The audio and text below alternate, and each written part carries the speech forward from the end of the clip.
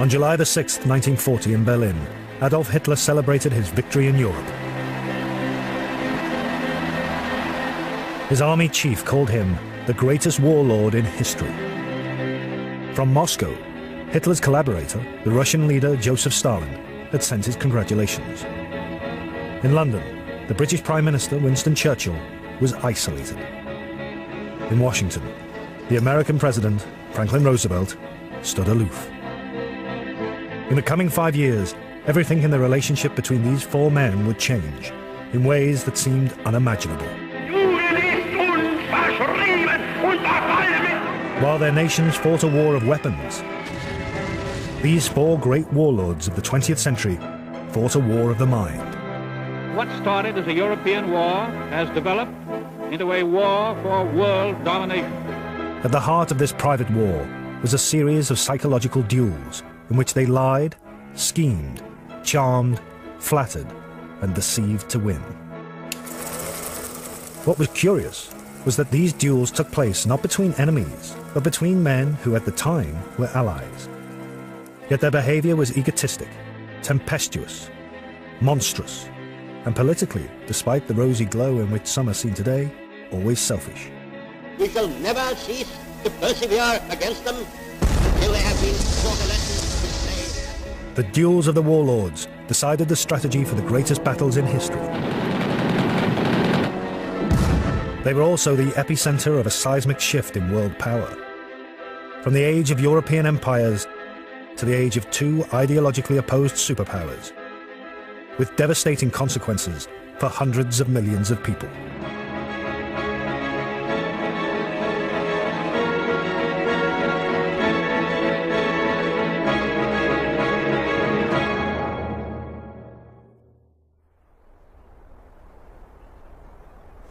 Obersalzberg in southern Germany, one of the world's loveliest places. It was here, in August 1939, that Adolf Hitler was thinking the unthinkable. Hitler had set his heart on invading Poland, and his generals had told him he must attack before the autumn rains came. But Britain and France had said they would go to war for Poland. One thing stood in Hitler's way, the fear that Russia would also turn against him and propel him into a war on two fronts. This was the very thing imprinted in Hitler's mind as having helped to lose Germany the First World War 20 years before. There was only one way out, a pact with his greatest ideological enemy, Joseph Stalin. Hitler put out feelers to Moscow. Though he little realized it, he was instigating a mental duel with Stalin, which over the next 2 years would decide the destiny of the Second World War. Stalin was deeply suspicious of Hitler's approach. He spent hours reading Mein Kampf, written 15 years before, underlining key passages, like Hitler's views of the Bolshevik leaders, men such as Stalin himself. Never forget that the rulers of present-day Russia are common blood-stained criminals, that they are the scum of humanity. But Stalin could see that Hitler was now desperate for a deal, and offering to send his foreign minister, Ribbentrop, to Moscow. Stalin decided he would go with Hitler. Hitler's propaganda chief, Joseph Goebbels, noted in his diary, 22nd of August, 1939. Non-aggression pact with Moscow perfect. Ribbentrop in Moscow on Wednesday. That is something. We're on top again. Now we can sleep more easily.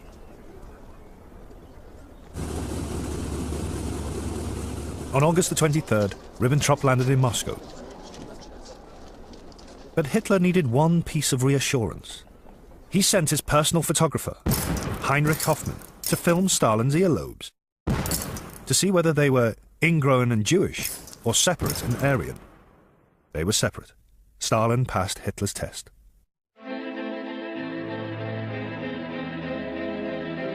Shortly after midnight, on August the 24th, 1939, the Nazi-Soviet pact was signed, and with it, a secret protocol under which Germany and Russia would carve Poland into two. Hitler phoned Ribbentrop. This will hit like a bombshell. But, as Goebbels noted, It was not strength, but fear of Stalin knifing him in the back that had forced Hitler into history's biggest U-turn. The Führer believes he's in the position of scrounging for favors, and beggars can't be choosers. In times of famine, the devil feeds on flies.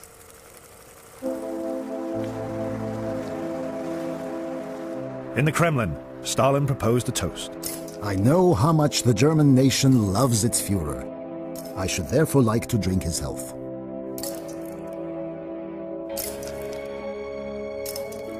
But like Hitler, Stalin was also acting from fear that Hitler would attack him.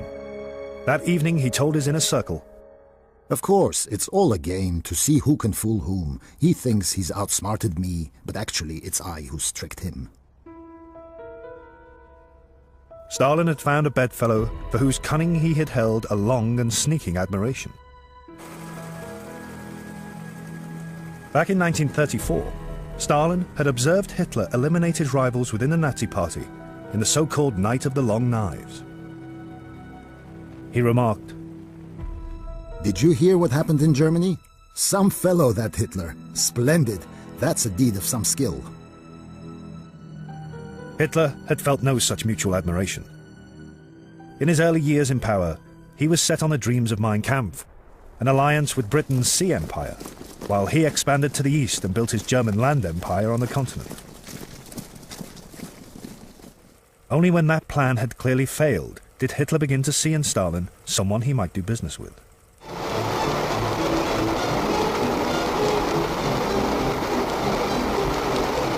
Stalin was the first of the two to be a mass murderer. His terrors killed millions. He once compared his victims with the boyar landowners massacred by Ivan the Terrible 400 years before. Who's going to remember all this riffraff in 10 or 20 years' time? No one. Who remembers the names now of the boyars Ivan the Terrible got rid of? No one. A week before he invaded Poland, Hitler made an eerily similar remark to his generals. Genghis Khan had millions of men and women killed by his own will and with a gay heart. History sees him only as a great state builder. And who, after all, speaks today of the annihilation of the Armenians? For both men, mass murder was just another weapon in the ideological struggle. The state, whether communist or Nazi, was supreme. Individuals were its disposable tools. They even extended this idea to their domestic lives. Hitler had secret mistresses, most notably Eva Braun. But in public, no woman could come between him and his nation. One of his secretaries recalled that he emphasized again and again, My lover is Germany. Stalin did marry, twice, and had children. But the suicide of his second wife, Nadia, in 1932, further brutalized him. Echoing Hitler, he told an associate, A true Bolshevik shouldn't and couldn't have a family because he should give himself wholly to the party. Stalin told his son, Vasily, I'm not Stalin. Stalin is Soviet power. Now in August 1939, these two great ideologically opposed warlords were inextricably linked. 8 days after the signing of the pact, Hitler invaded Poland. Britain declared war. Winston Churchill rejoined the British cabinet. Stalin publicly supported his Nazi collaborator.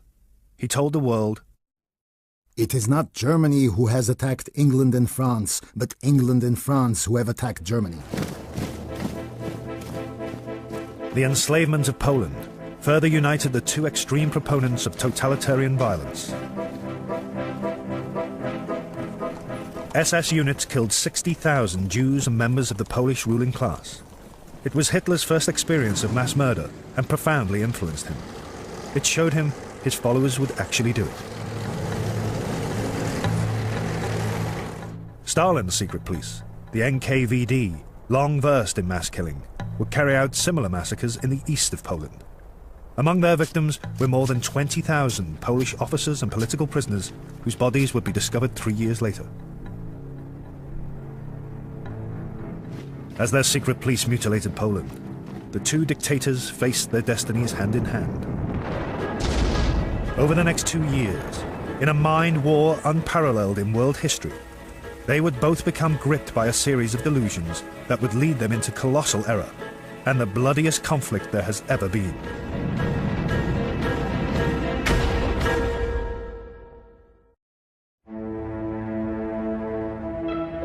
Stalin had entered his pact with Hitler with open eyes. He never doubted he was supping with the devil, but he believed the pact would give the Soviet Union both protection and opportunity. Just a week after the Nazis invaded Poland, he told his inner circle, A war is on between two groups of capitalist countries. Hitler, without understanding it or desiring it, is shaking and undermining the capitalist system. We can maneuver, pit one side against the other to set them fighting with each other as fiercely as possible. Stalin was also eyeing up a further desirable outcome, the chance to expand his communist empire. What would be the harm if, as a result of the rout of Poland, we were to extend the socialist system onto new territories and populations? For Hitler, the pact also opened the door to conquest.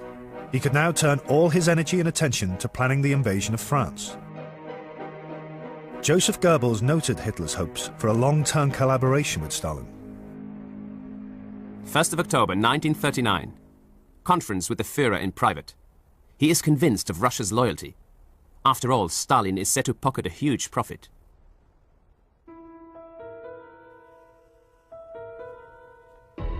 But Stalin saw no such loyalty in Hitler. Mein Kampf was etched in his mind. Above all, Hitler's youthful ambitions to conquer Russian territory for the new German Reich. If we speak of territory in Europe today, we can primarily have in mind only Russia and her vassal border states. Because he calculated that Hitler might still one day turn on him, Stalin set out to build a line of buffer zones to protect himself against possible Nazi attack. He forced the Baltic states, Lithuania, Estonia, and Latvia, to accept Russian garrisons. He told a Latvian delegation, There has been an unexpected turn, but one cannot rely upon it. We must be prepared in time. Others who were not prepared paid for it. The Germans might attack.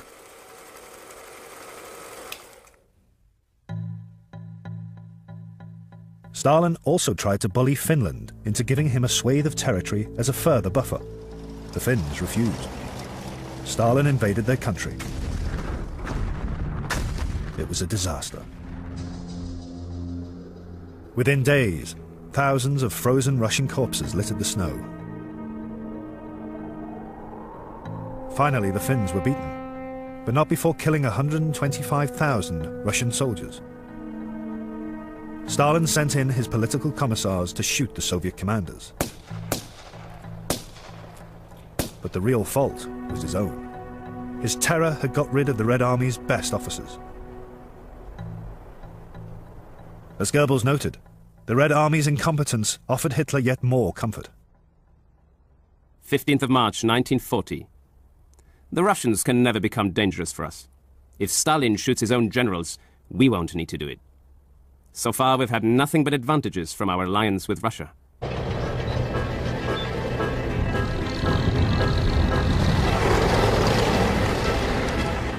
On May the 10th, 1940, Hitler, with his Eastern Front secured by Stalin, launched his blitzkrieg to the west.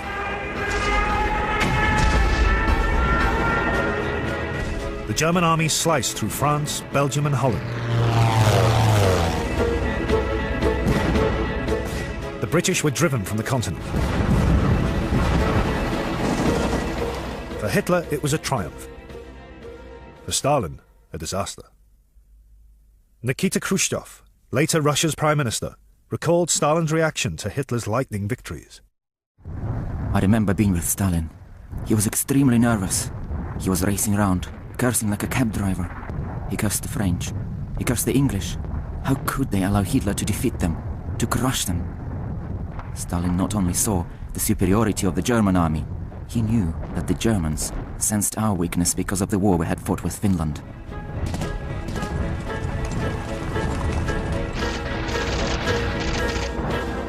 On June the 17th, 1940, the French government sued for peace. The long-lasting and mutually destructive war of the capitalist and fascist states, which Stalin had so gleefully anticipated, was over in a trice. The next day, as Hitler celebrated in Munich with the Italian dictator Mussolini, Stalin, with gritted teeth, sent his congratulations on the Wehrmacht's splendid success.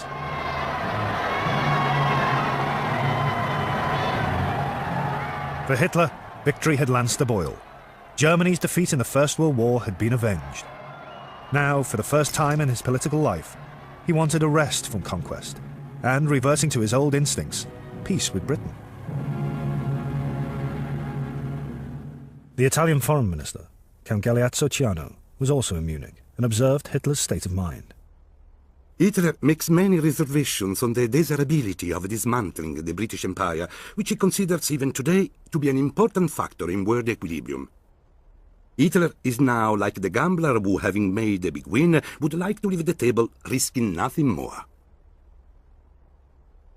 But Stalin feared that Hitler, having won his victory in the West, might immediately be tempted by his long-held ambition of expanding to the East.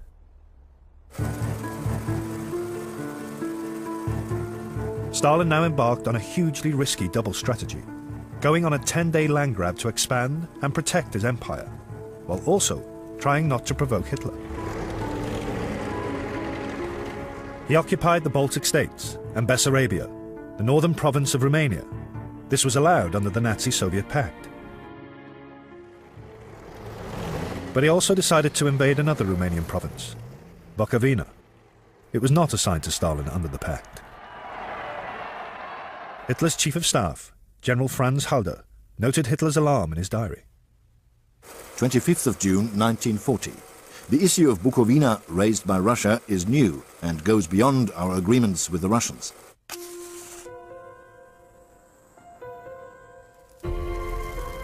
At precisely this moment, Stalin's duel with Hitler took a second, unexpected twist.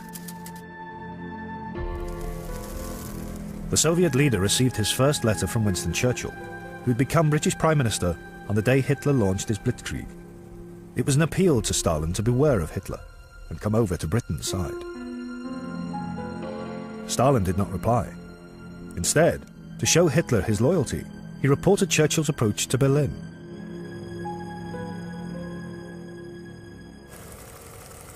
Hitler now began to make his own interpretation of these two pieces of evidence: Stalin's rapacity in Romania and Churchill's approach.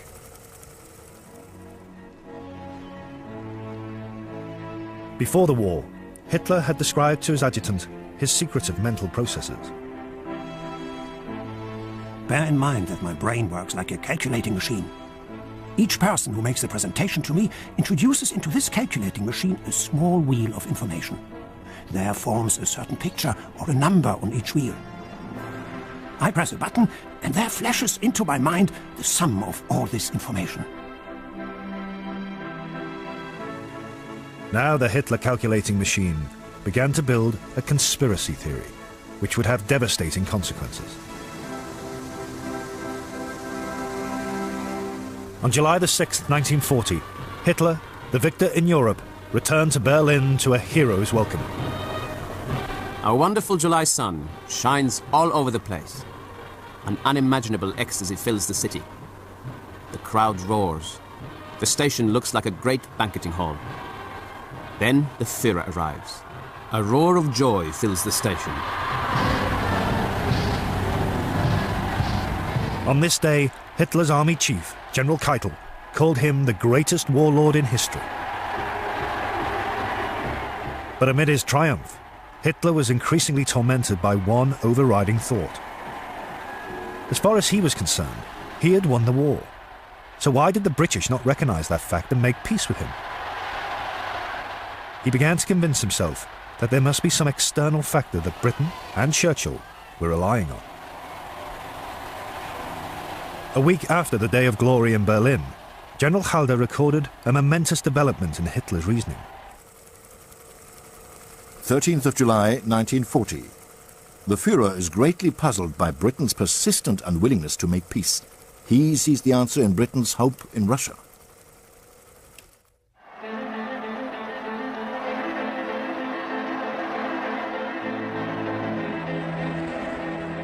On July the 19th, 1940, in a speech to the Reichstag, Hitler made his final plea for peace to Britain.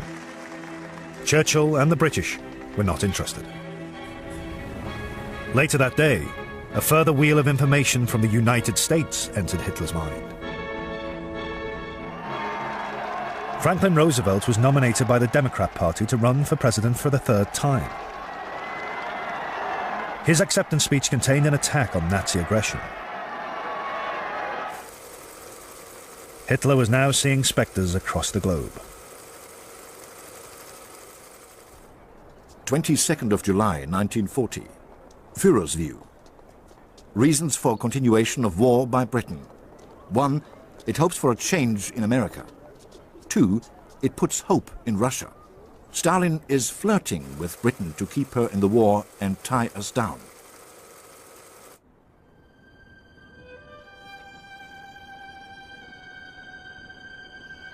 Hitler retreated to the mountains of Obersalzberg. The delusion was building. Here, the summer before, he'd been dreaming up his pact with Stalin. Now he suspected him.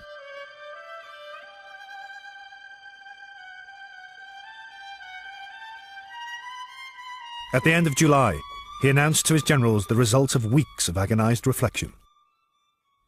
31st of July, 1940, 11:30, Berghof. Führer concludes Russia is the factor on which Britain is relying the most. Something must have happened in London.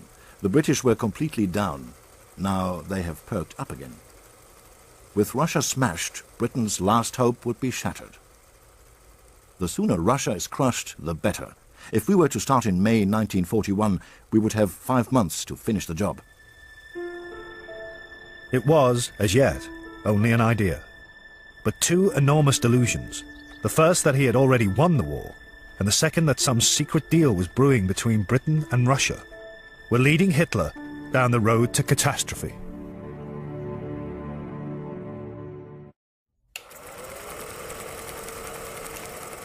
For Hitler, the invasion of Russia was still only a contingency plan, should all other means of forcing the British to make peace fail.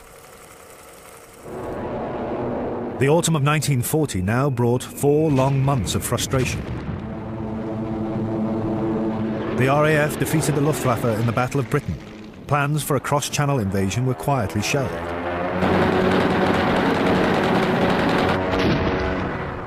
Yet despite these setbacks, Hitler kidded himself that he'd done enough. 15th of October, 1940.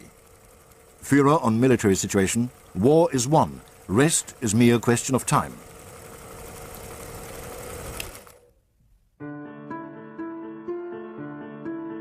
But Hitler could still not force the British to come to terms. And he had become split-minded about Russia, moving troops nearer her borders, but also wanting Stalin to join him in the fight against Britain.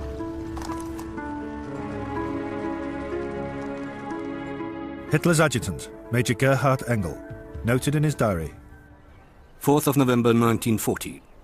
Führer visibly depressed. He conveys the impression that at the moment he does not know how things should proceed. Then came the defining moment.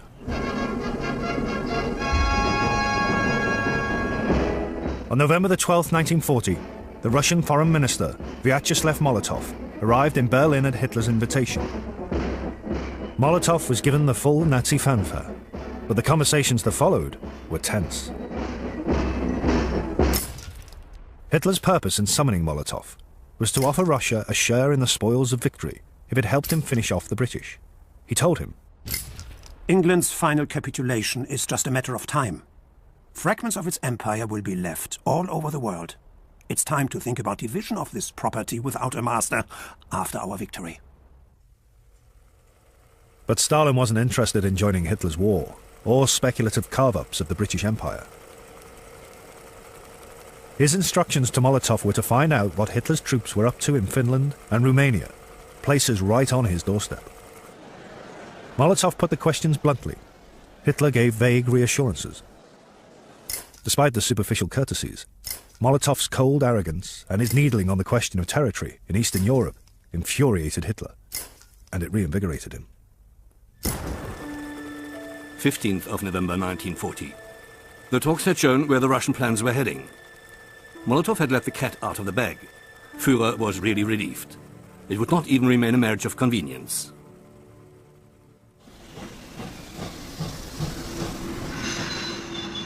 When Molotov reported back to Moscow on the talks in Berlin, Stalin realized that Hitler was turning against him.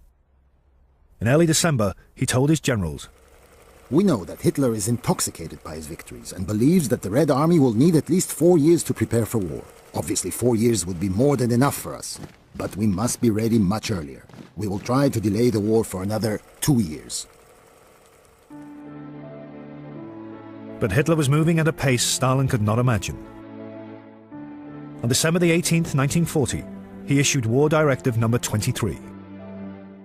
The German Wehrmacht must be prepared before the ending of the war against England to crush Soviet Russia in a rapid campaign. The invasion date was set for May 1941. But behind the order lay uncertainty. 18th of December 1940. I'm convinced that the Führer himself does not know how it would turn out. He's very concerned at the lack of clarity as regards the strength of the Russians. Hopes for an English surrender. Does not think America will enter the war.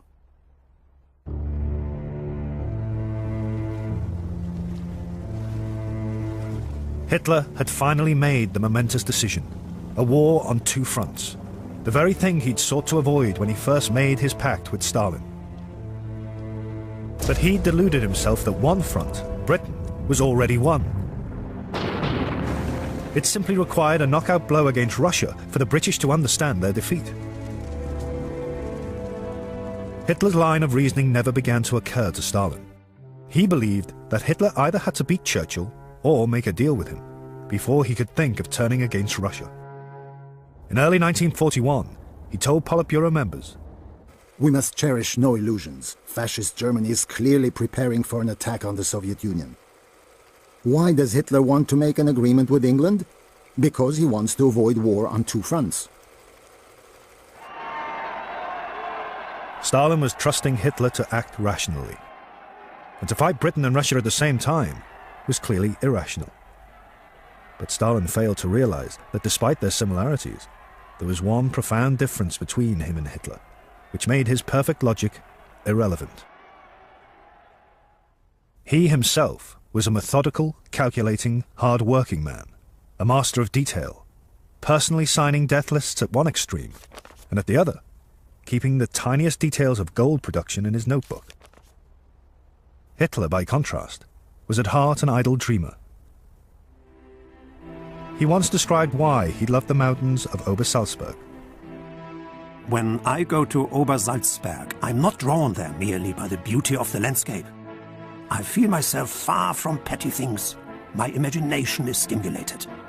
When I study a problem elsewhere, I see it less clearly. I'm submerged by the details. By night at the Berghof, I often remain for hours with my eyes open, contemplating from my bed mountains lit up by the moon. It's at such moments that brightness enters my mind.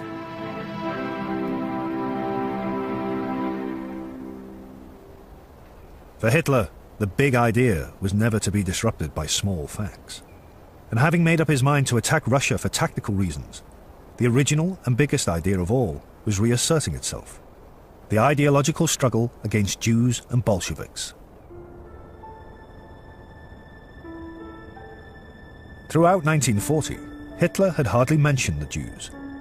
But on January the 30th, 1941, in his traditional speech marking the anniversary of the Nazis' rise to power, he repeated a chilling threat he'd first made before war broke out.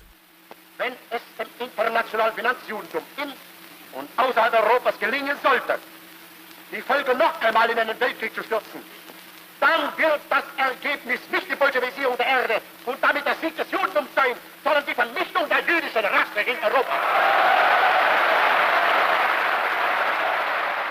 At a series of conferences with his generals in the spring of 1941, Hitler made his aims brutally clear. 3rd of March 1941. The forthcoming campaign will lead to a showdown between two different ideologies. The Jewish Bolshevik intelligentsia must be eliminated. 30th of March. We must forget the concept of comradeship between soldiers. This is a war of extermination.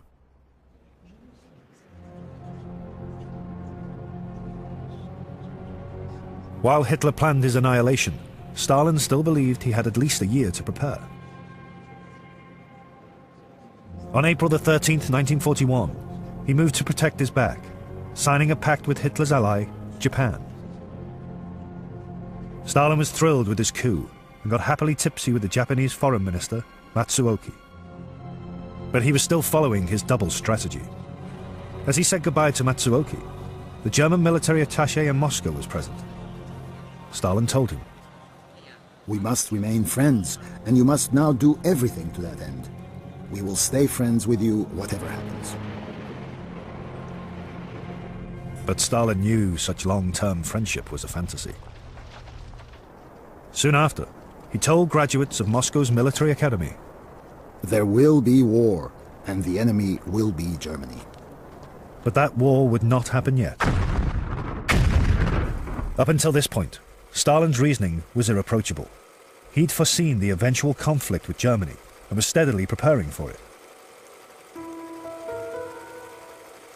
But a bizarre twist would now propel him into his own huge delusion. In April 1941, Stalin received his second letter from Winston Churchill. Like the first, it would have an electrifying effect on his duel with Hitler. Churchill told him the British had received intelligence reports of German troop movements, which could only be preparations for a Nazi attack on Russia. Stalin was instantly suspicious, not of Hitler, but of Churchill. He told his army chiefs, "Britain is threatening us with the Germans, and threatening the Germans with the Soviet Union. They're playing us off against each other."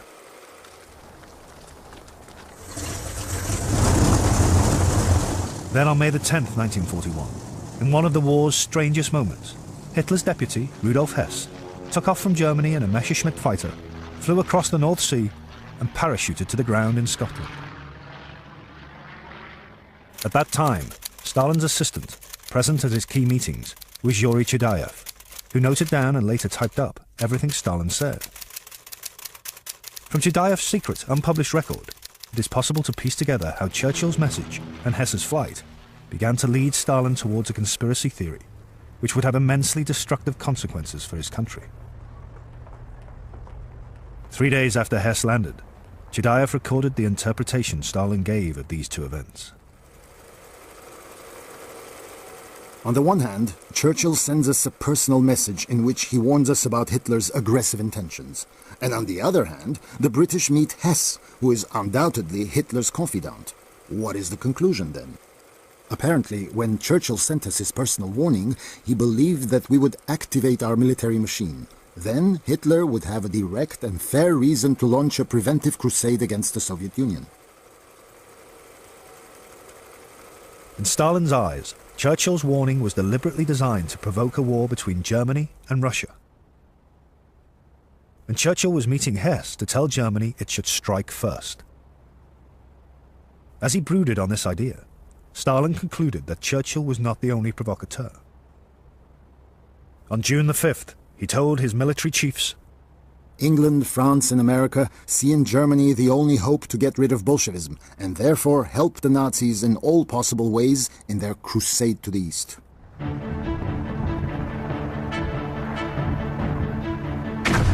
This deduction, that the democratic nations of Europe and America were ganging up on him, became a blinding article of faith. Throughout May and June, intelligence reports gave warning after warning of imminent German attack. Stalin dismissed every one of them as part of the great conspiracy to provoke him. On June the 12th, he told his generals, "I am certain that Hitler will not risk creating a second front by attacking the Soviet Union. Hitler is not such an idiot." Millions of German troops gathered within striking distance of Russia's borders.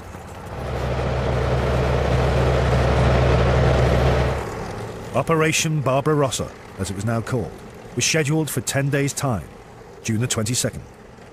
The duel between Hitler and Stalin was reaching its endgame.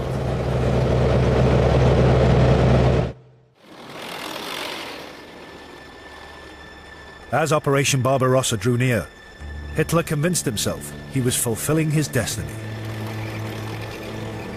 On June the 16th, 1941, with 6 days to go, he told Goebbels, "That which we have spent our lives fighting, we will now annihilate. Whether right or wrong, we must win. And when we have won, who will ask about the method?" That day, a Soviet spy in the Luftwaffe sent yet another warning of imminent German attack. Stalin retorted, "Tell the source in the staff of the German Air Force to his mother." On June the 18th, Stalin's two top generals, Zhukov and Timoshenko, pleaded with him for a full alert. Stalin reminded them that Hitler could not attack without first doing a deal with Britain. "You have to realize that Germany will never fight Russia on her own. You must understand this." On June the 20th, 2 days to go, Hitler chose his fanfare for victory. A passage from Liszt's symphonic poem, Les Préludes.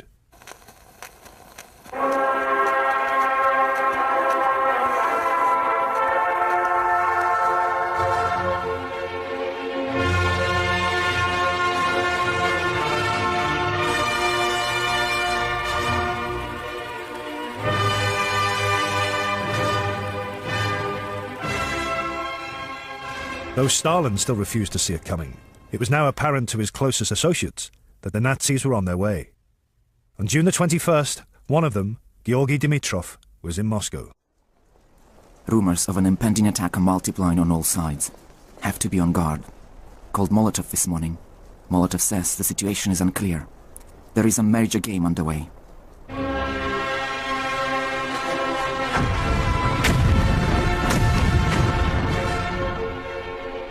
On June the 22nd, the same day Napoleon had once invaded Russia, Hitler followed in his footsteps.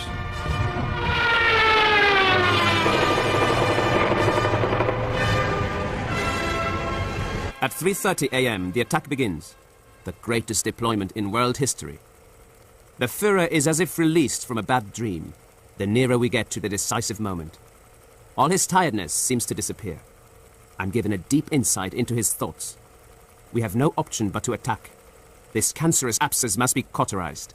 Stalin will fall. At 7 a.m., I was urgently summoned to the Kremlin. Germany has attacked the USSR. The war has begun. Stalin to me. They attacked us without declaring any grievances, without demanding any negotiations. They attacked us viciously, like gangsters. Stalin's great conspiracy theory that the democracies were plotting to provoke him was shattered. His misreading of Hitler, the man he'd viewed as a rational strategist, was total.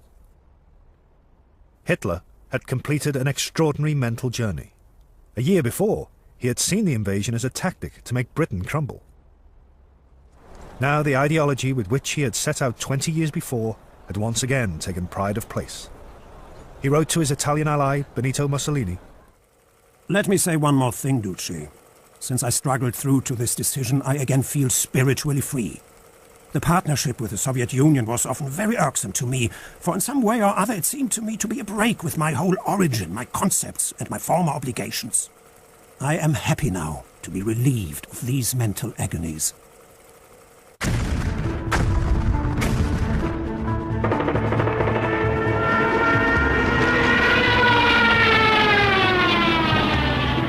While Operation Barbarossa cleansed Hitler, it only shocked and depressed Stalin. His fury was directed equally at Hitler and at his own generals, whose positioning of their forces, insisted upon by Stalin himself, had allowed the Germans to smash through Russian defenses. This is a monstrous crime. Those responsible must lose their heads. NKVD units were sent to the front to arrest the guilty men. The commander, General Pavlov, was shot. 5 days later, Stalin remarked, Lenin founded our state, and we've fucked it up. The Red Army, taken by surprise because Stalin had refused to allow it to prepare, was in headlong retreat. 2 weeks after the invasion, General Halder noted in his diary, 3rd of July, 1941. It is probably no overstatement to say that the Russian campaign has been won in the space of 2 weeks. Militarily, Barbarossa turned the war on its head, and his experience with Hitler also had a vital psychological effect on Stalin. He later remarked, "When you're trying to make a decision, never put yourself into the mind of the other person, because if you do, you can make a terrible mistake." Stalin had lost the mind game. Hitler had outwitted him. But Hitler would be the eventual loser. His decision to attack Russia signed the death warrant of his own dreams of empire and of European imperialism in general. And it would create an unlikely coalition of three ideologically opposed warlords to fight him. But the relationship between the two great Democrats in that coalition began with another mental duel, which ran in parallel with the duel of the dictators. On August the 15th, 1944, American and British troops invaded the south coast of France. Unlike D-Day in Normandy 10 weeks before, Operation Dragoon, as it was called, has passed by relatively unnoticed. Yet behind it was a ferocious dispute. The landings had been angrily opposed by the British Prime Minister, Winston Churchill. He told the American President, Franklin Roosevelt, they were the first major strategic and political error for which we too have to be responsible. The festering sore which underlay Churchill's outburst was not about his enemy, Hitler, but his ally, the Soviet leader, Joseph Stalin. Operation Dragoon was the final act in a mental duel between Stalin and Churchill, in which each man secretly plotted to impose his own will on the future of post-war Europe. As their duel progressed, Roosevelt entered the arena and also started to plot, behind Churchill's back. Eventually, he'd become the pivotal figure upon whom the duel's outcome would depend. At stake was the future freedom and independence of hundreds of millions of people.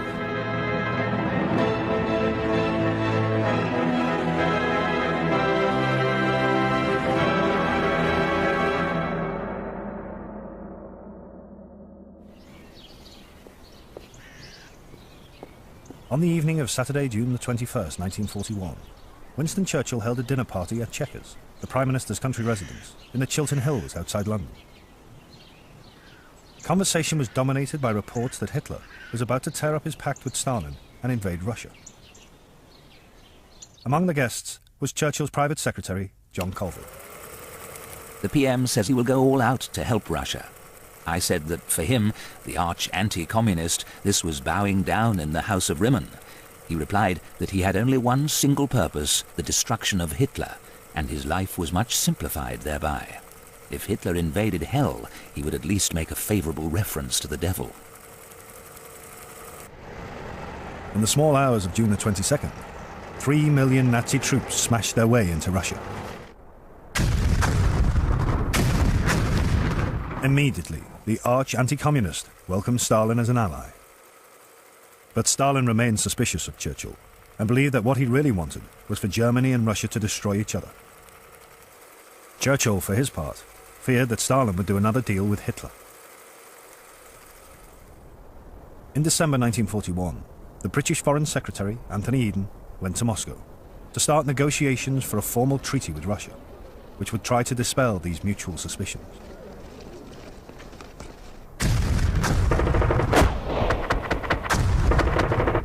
As Eden arrived, the Red Army was counter-attacking, but German forces remained dangerously close to Moscow. Even so, Stalin was already thinking long-term. He intended to exact his price for carrying the brunt of the fight, particularly territory. Eden noted Stalin's demands. January the 3rd, 1942. As regards the special interests of the Soviet Union, Stalin desired the restoration of the position in 1941 prior to the German attack, in respect to the Baltic states, Finland and Bessarabia. Stalin also wanted back the eastern part of Poland. In sum, all the territory he'd grabbed as part of the Nazi-Soviet Pact of 1939. Top of his list was the Baltic states, which had only gained their independence from Russia after World War I. Eden told Churchill, I am clear that this question is for Stalin the acid test of our sincerity. Nothing we in the United States of America can do or say will affect the situation at end of war. If the Russians are victorious, they will be able to establish these frontiers, and we shall certainly not turn them out.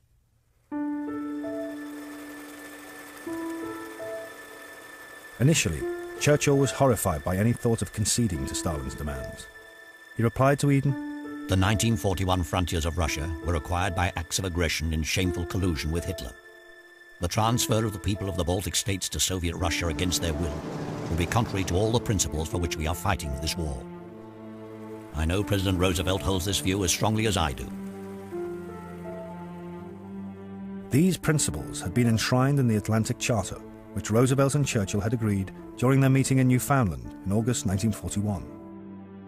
Most importantly, they guaranteed the future freedom and independence of the nations conquered by Hitler.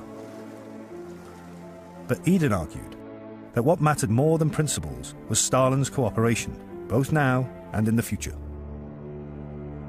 Probably Stalin's demand is intended as an acid test to see what value we attach to that cooperation, and what sacrifice of principle we're prepared to make in order to achieve it.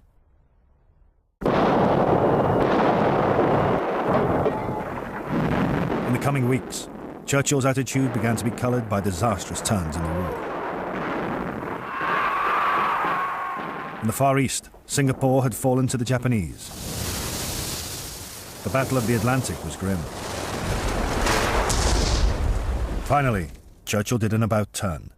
On March the 7th, 1942, he wrote to Roosevelt that the Baltic states could be sacrificed to keep Stalin on side.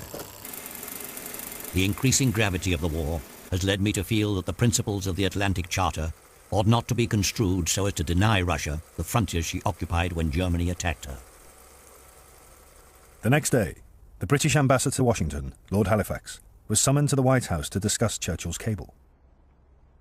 Roosevelt showed himself just as willing as Churchill to sacrifice the Baltic states, though he preferred to do it more furtively. FDR's mind is already moving along the only remaining line.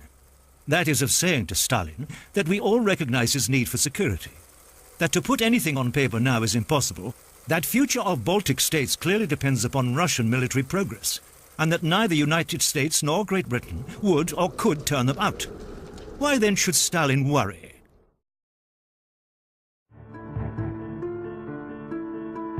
As early as March 1942, Churchill and Roosevelt had shown themselves willing to give away the future freedom of 3 independent nations. They'd been driven by the fear that Stalin and Hitler would do another deal. But, though the thought once or twice crossed the minds of both dictators, it was never a real possibility. Their submission to Stalin was unnecessary. It was also the beginning of a slippery slope.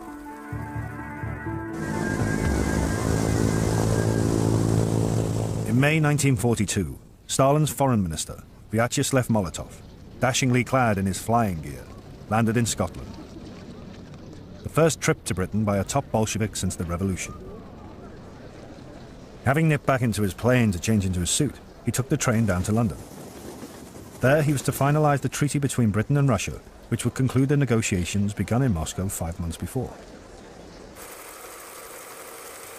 Stalin had given Molotov an extensive shopping list of territory that Britain must agree as part of the post-war Soviet Union. Then, suddenly, while Molotov was in London, Germany launched its summer offensive in Russia. 3 Soviet armies were being smashed at the Battle of Kharkov.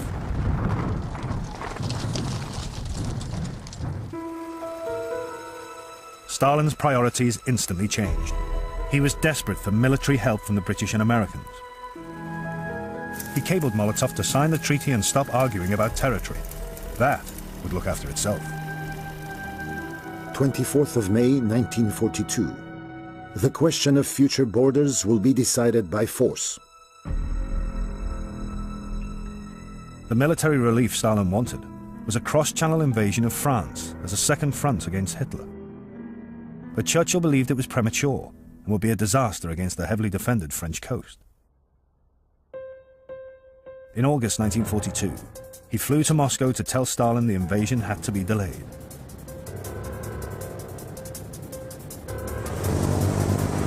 It was an epic, dangerous journey.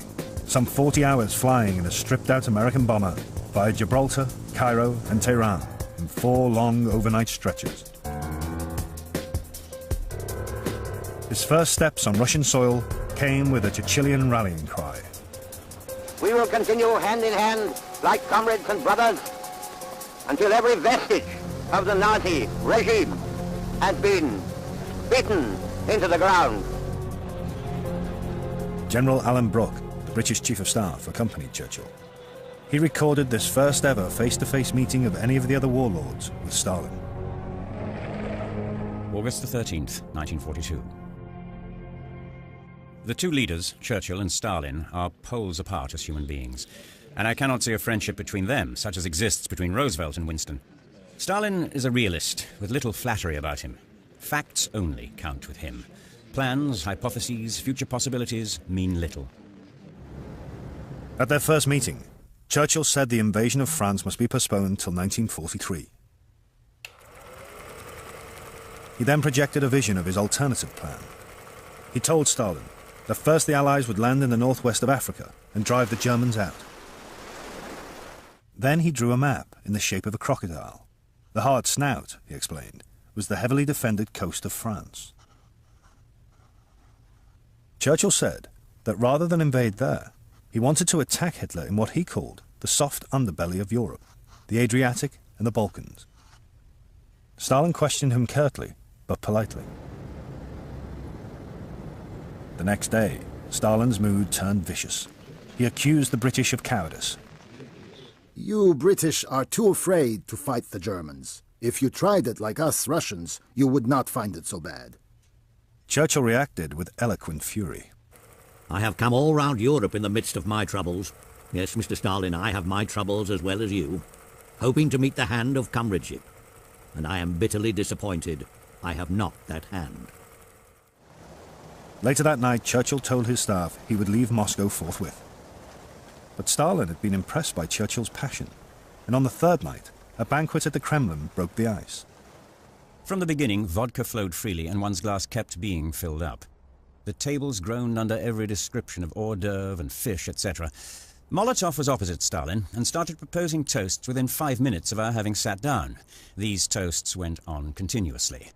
By the end of the dinner, Stalin was quite lively, walking around the table to click glasses with various people he was proposing the health of. He is an outstanding man, there is no doubt about that, but not an attractive one. Whenever I look at him, I can imagine his sending off people to their doom without ever turning a hair. During the dinner, Churchill made an aside that Stalin was a peasant whom he could handle. His aides were horrified, and later, back in his room, warned him the Russians were bugging everything. Churchill said very loudly, The Russians, I have been told, are not human beings at all. They are lower in the scale of nature than the orang-utang. Now then, let them take that down and translate it into Russian. At times, it had been touch and go, but by the end of the visit, goodwill had broken out. PM was somewhat late, and no wonder. He went to see Stalin for final visit at 7 p.m. and remained with him until 3 a.m. He had no time for bed, and after a bath came straight to the aerodrome. The band played the Internationale, God Save the King, and the Star-Spangled Banner, during which period we all stood to attention and saluted.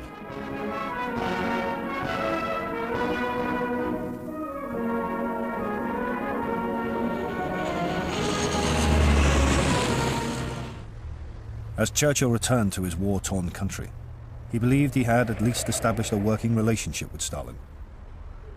He wrote to Roosevelt, On the whole, I am definitely encouraged by my visit to Moscow.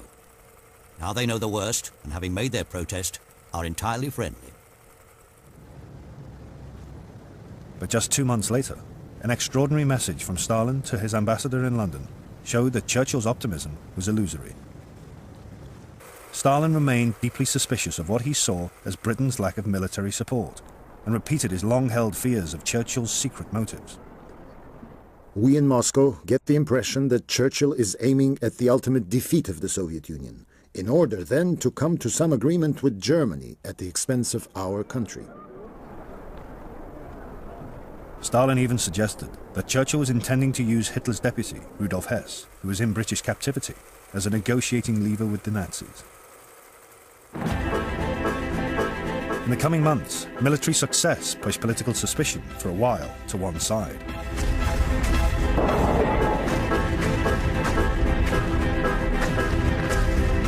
Rommel was beaten at the Battle of El Alamein. The Americans and British landed successfully in the northwest of Africa. The Russians defeated the Germans at Stalingrad. Military success was bringing the post-war world nearer.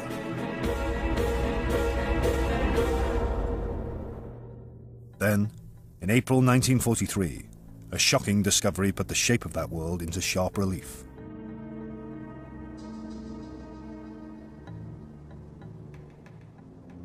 Germany announced that the bodies of thousands of Polish officers had been found in Katyn Forest, shot by the Russians in the spring of 1940.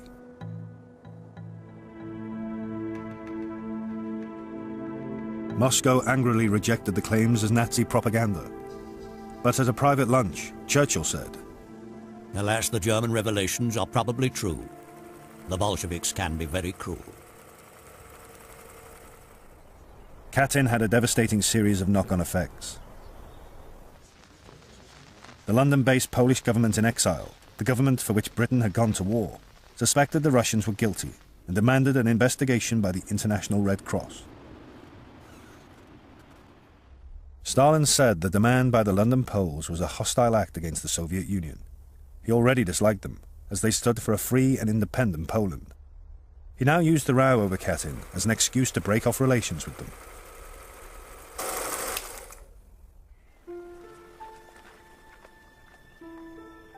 Churchill was caught between his loyalty to the London Poles and his wish to preserve good relations with Stalin. In Washington, Roosevelt sensed the tension Katyn was creating. He secretly decided it was time that he, rather than Churchill, became the prime mover in the relationship with the Soviet leader. On May the 5th, 1943, he wrote Stalin a private letter, asking for an informal one-to-one get-together. The only question was where. Iceland I do not like, because for both you and me it involves rather risky flights, and in addition, would make it quite frankly difficult not to invite Prime Minister Churchill at the same time. Therefore, I suggest that we could meet either on your side or my side of the Bering Straits. Roosevelt dispatched an emissary, Joseph Davis, who'd been his ambassador to Russia in the late 1930s, to hand-deliver the letter to Stalin. While Davis was in Moscow, Churchill was in Washington. He spent a fortnight with Roosevelt. Not once did the president breathe a word of his private approach to Stalin. On May the 26th, with Churchill safely gone, Roosevelt received a positive reply from Stalin. As I do not know how events will develop on the Soviet-German front in June, I shall not be able to leave Moscow during that month. I therefore suggest holding the meeting in July or August. But Roosevelt's secret plan was about to hit a snag.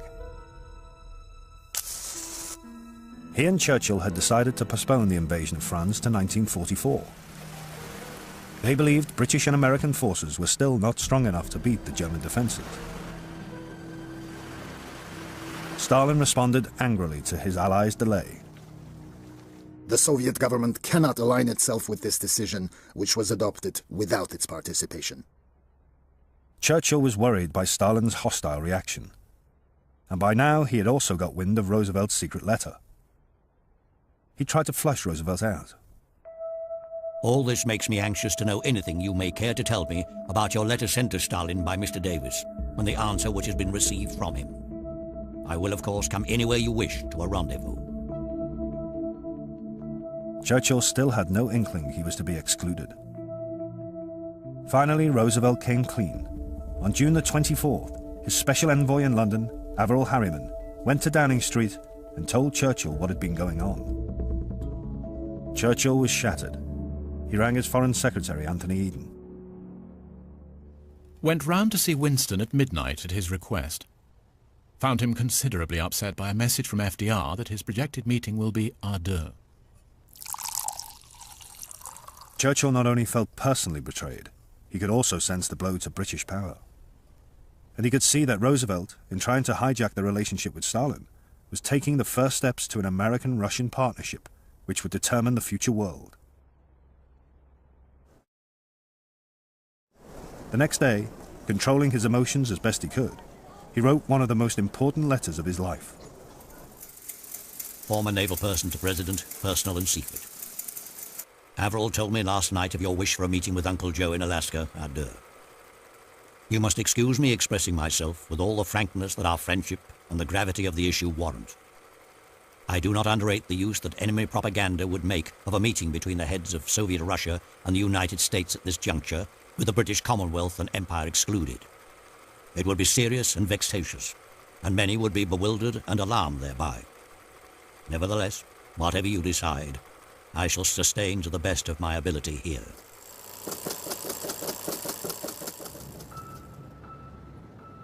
Churchill had been kept in the dark for 6 full weeks by the ally he thought to be his friend. 4 days later, Roosevelt replied with a flat lie. I did not suggest to Uncle Joe that we meet alone, but he told Davies that he assumed A, that we would meet alone, and B, that he agreed that we should not bring staffs to what would be a preliminary meeting. In August, Stalin finally turned down Roosevelt's request for a meeting, claiming the pressures of war as his excuse. For the moment, Roosevelt was thwarted. Beyond the deceit and the power play, the distressing episode left Churchill with a further troubling thought. Up until now, both he and Roosevelt had handled Stalin with kid gloves. But Churchill was becoming split-minded. On one side, he believed that he, as one great man, could deal with Stalin, another great man, by face-to-face diplomacy. But on the other side, the Katyn massacre had reawakened all his old fears of the Bolsheviks. A nightmare was forming, that Stalin was at the head of a Russian colossus, which would devour much of Europe before the British and Americans could get there, and create a new, totalitarian empire.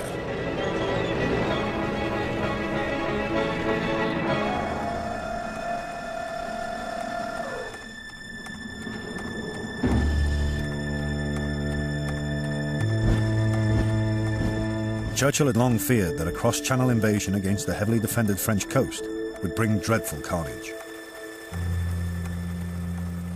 Instead, he favoured his alternative strategy of attacking Germany via the Adriatic and the Balkans. By the autumn of 1943, the British and Americans had landed in southern Italy. Churchill's vision seemed to him possible. But Stalin had sent angry cables, demanding that the Allies concentrate only on the invasion of France. Roosevelt's special envoy in Britain, Averell Harriman, reported to the president. Churchill's only explanation is that Stalin wants us to become involved in Western Europe to avoid our entry in the Balkans. Churchill was accusing Stalin of trying to use military arguments to further his political purpose of controlling Eastern Europe and the Balkans after the war. Later, in his memoirs, Churchill denied that at that stage, when Hitler was still far from beaten, he too tried to bend Allied military strategy to his political purposes. In Churchill's case, to keep Stalin out of Eastern Europe and protect British interests in the Eastern Mediterranean. But there is evidence that Churchill was being less than frank about his motives in the crucial last few months of 1943.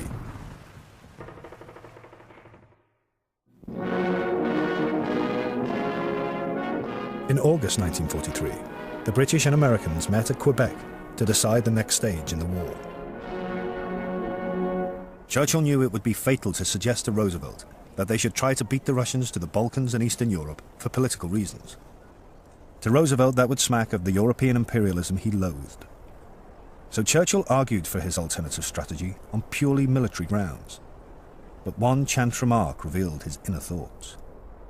Stalin is an unnatural man. There will be grave troubles.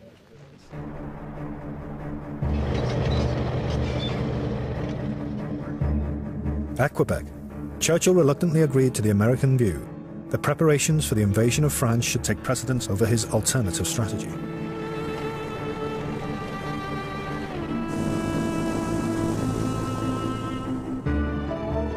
But back in London, Churchill began to renege. Further evidence of his political motives emerged at an extraordinary War Cabinet meeting in early October. the Foreign Secretary, Anthony Eden, gave an account of what happened to Oliver Harvey, his private secretary. The PM spoke for 3 hours. He talked great nonsense, and AE was furious. The PM kept saying such things as, "We mustn't weaken Germany too much. We may need her against Russia." The cabinet colleagues were horrified at all this. Churchill's remarks showed that Stalin's suspicions of 12 months before had not been so outlandish.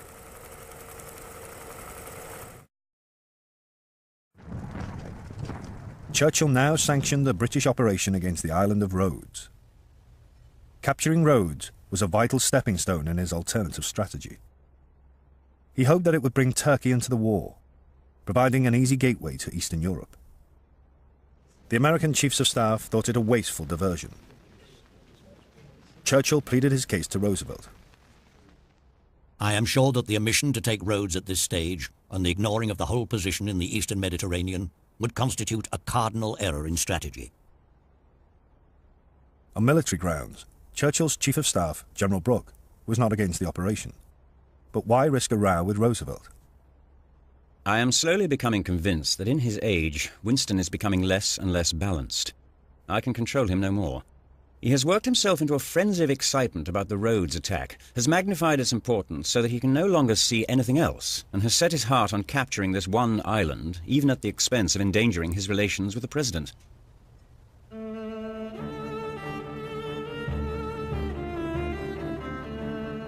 While Churchill fanatically plotted his alternative strategy, his Foreign Secretary, Anthony Eden, was attending a foreign ministers' conference in Moscow. From there, Eden cabled Churchill that Stalin was continuing to insist his allies must concentrate only on the invasion of France, Operation Overlord as it was now called.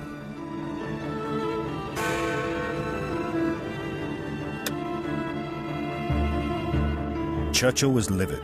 His doctor, Charles Moran, who kept contemporaneous notes of their conversations, which he later wrote up into a diary, recorded his reaction. October the 26th, 1943. When I called at number 10 this morning, I found the PM glowering over a telegram from Eden. His face was glum, his jaw set, misgivings filled his mind. "Stalin seems obsessed by this bloody second front," he muttered angrily. "I can be obstinate too. Damn the fellow," he said under his breath. Churchill now ordered Eden to tell Stalin that the invasion of France might need postponing in order to reinforce his favoured campaign in Italy. In Washington, there was fury at Churchill's reckless disregard for agreed Allied strategy. The American War Secretary, Henry Stimson, noted in his diary, "This shows how determined Churchill is with all his lip service to stick a knife into the back of Overlord, and I feel more bitterly about it than I ever have before." In Moscow, Anthony Eden and his team were just as angry. The PM is untamable. He cannot leave well alone, and he loathes the Russians. He would torpedo AE's conference lightheartedly. Churchill's plotting was getting him nowhere. And for Stalin, the Moscow conference had one pleasing outcome. It was agreed that all liberated territories would be administered by the occupying power. Stalin told his closest associates, "Now the fate of Europe is settled. We shall do as we like with the Allies' consent." In November 1943, Churchill left Britain for a long trip, first to Malta. Amid the acclamation, he was angrier than ever.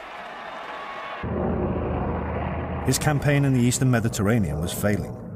German forces beat the British out of the Greek island of Leros. Churchill blamed it on the United States' refusal to supply enough resources. November the 18th, 1943. PM gave long tirade on evils of Americans and of our losses in the Aegean and Dalmatian coast. At this point, Churchill's wife, Clementine, hearing of her husband's vile mood, wrote him a long and soothing letter. My darling, I'm afraid that so far your journey has not been pleasant or refreshing.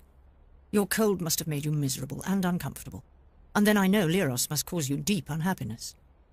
But never forget that when history looks back, your vision and your piercing energy, coupled with your patience and magnanimity, will all be part of your greatness. So don't allow yourself to be made angry. I often think of your saying that the only worse thing than allies is not having allies.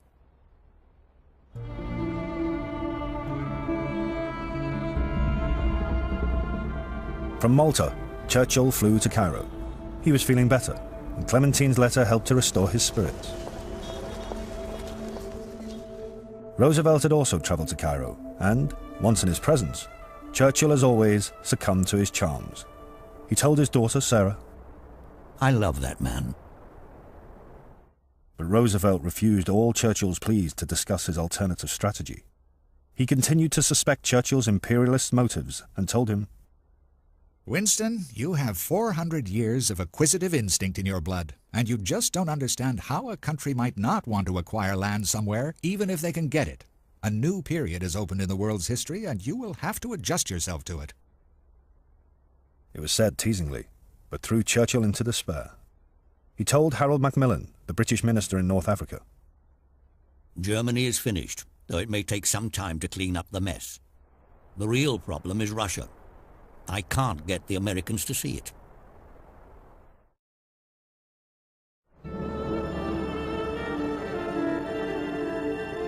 The final destination was Tehran, and the first face-to-face meeting of the three Allied warlords.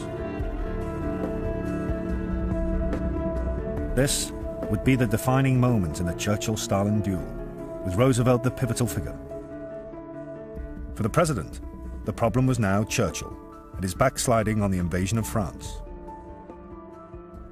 Shortly before the conference began, Charles Moran found himself talking to Roosevelt's closest associate, Harry Hopkins. Harry Hopkins thinks that the PM is trying to get out of his commitments. "Sure, we are preparing for a battle at Tehran," he threatened. "You will find us lining up with the Russians. What I find so shocking is that to the Americans, the PM is the villain of the piece. They are far more skeptical of him than they are of Stalin." Superficially, Tehran was full of pleasantries. Churchill and Roosevelt presented Stalin with a sword to commemorate the victory at Stalingrad. Stalin handed it on to his army sidekick, General Voroshilov, who promptly dropped it. Churchill's birthday, his 69th, fell during the conference.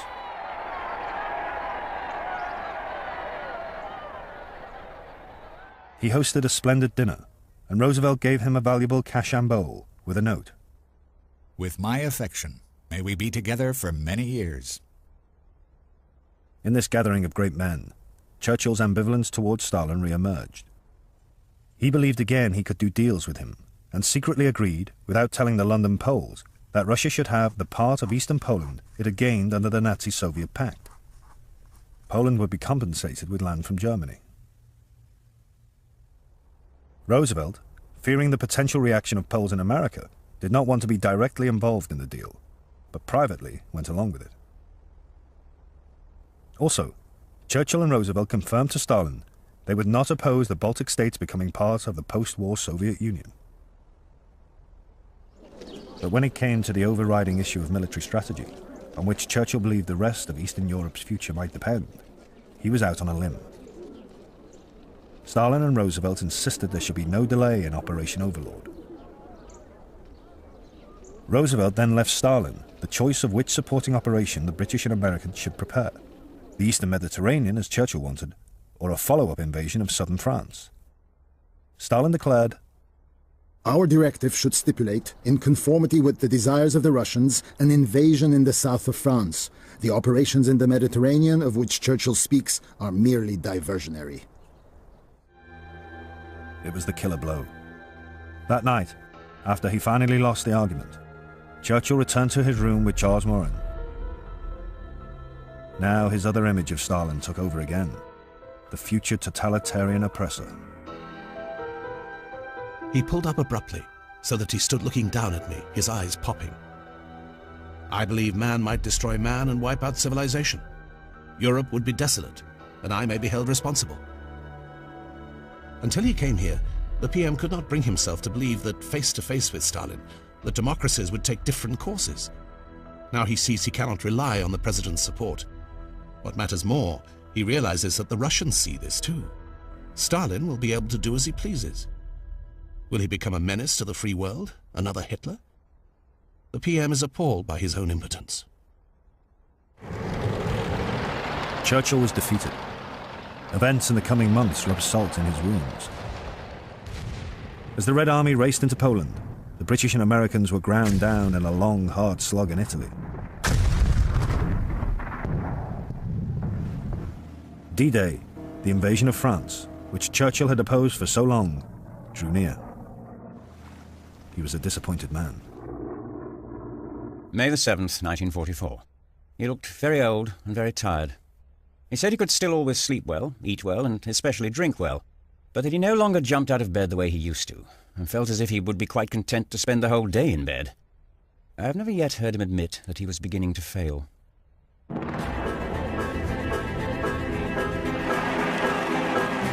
Then, on June the 4th, 1944, Rome finally fell to the British and Americans. With Nazi resistance beginning to crumble, they headed north through Italy. Churchill suddenly saw a last gasp opportunity.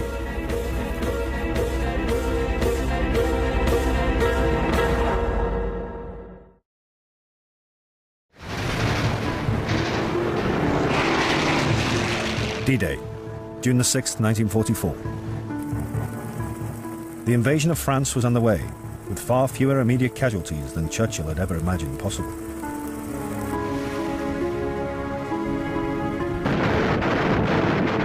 Two weeks later, the Russian army launched its summer offensive.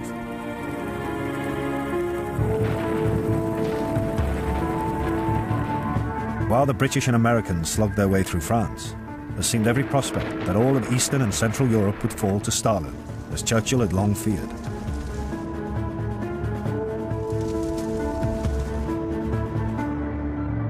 But now, at the very last minute, Churchill saw one final chance to win his duel with Stalin.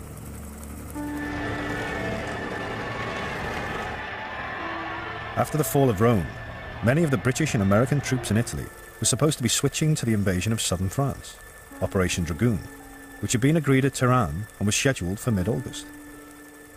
But British commanders in Italy now suggested a breakout via Trieste and Ljubljana into the Balkans and Central Europe, the very thing Churchill had always wanted his alternative strategy to achieve. The overall Allied commander, General Eisenhower, would have no truck with it. Witheringly, he cabled Roosevelt.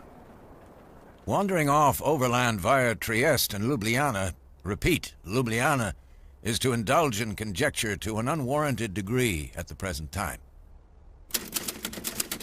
Cables flew across the Atlantic as Churchill and Roosevelt fought out the battle of strategies. Finally, Roosevelt confessed his overriding concern. I am mindful of our agreement with Stalin as to an operation against the south of France. I cannot accept, without consultation with Stalin, any course of action which abandons this operation.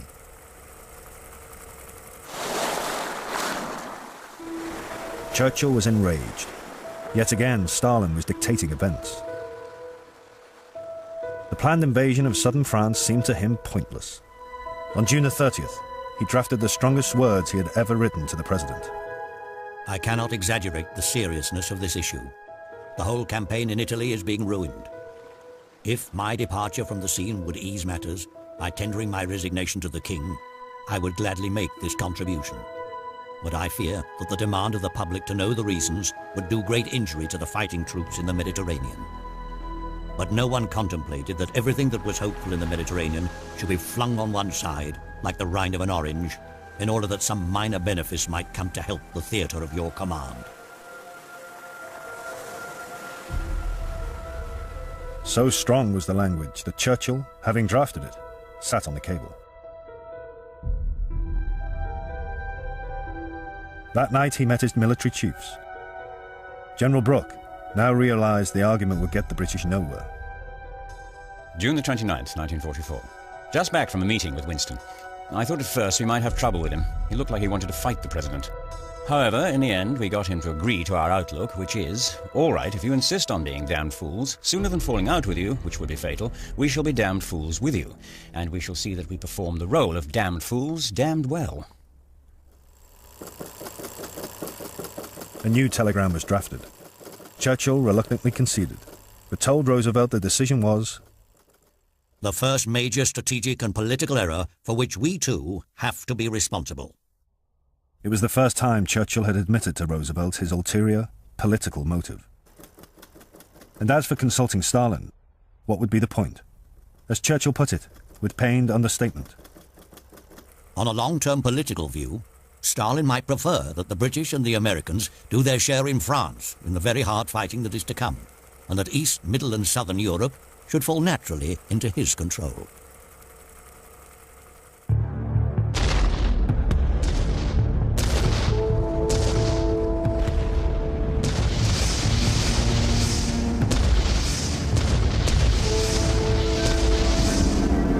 On August the 15th, 1944, Allied forces invaded southern France in Operation Dragoon.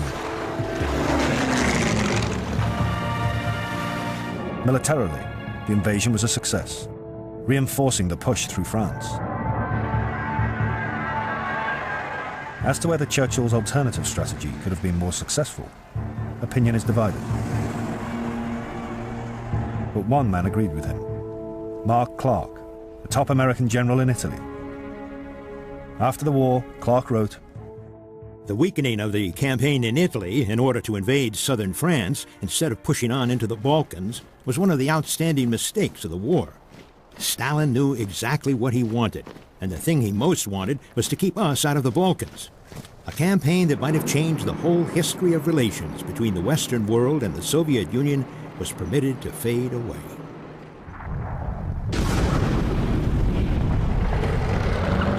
Whether or not Clark and Churchill were right, there was nothing physically the British and Americans could now do to stop the Russian army occupying the nations of Eastern Europe and the Balkans. But would Stalin allow those nations their freedom? Roosevelt had vetoed the use of military strategy to block Stalin. It would now be up to him to persuade the Soviet leader to play the democratic game. Theirs would be the final duel of the warlords, and decide what sort of Europe emerged from the ashes. April the 12th, 1945, dawned brightly at the country retreat of the American president, Franklin Roosevelt. His companion, Daisy Suckley, was with him. Another beautiful day. F woke up with a slight headache and a stiff neck, which probably comes from being overtired. Despite his exhaustion, Roosevelt was having to face up to an agonizing dilemma. He had reached the pivotal moment in a psychological duel he'd been waging with his wartime ally, the Soviet leader, Joseph Stalin. Roosevelt had steadfastly followed one consistent course, which he believed was the way to win Stalin's collaboration in creating a better world.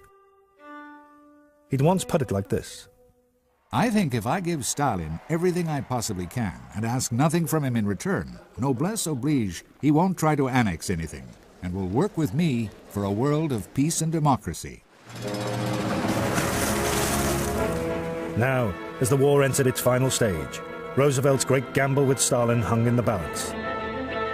Would the Soviet leader repay his generosity, or was he the oppressor, building a new totalitarian empire? At stake was the freedom and independence of the nations of Europe and the future of hundreds of millions of people.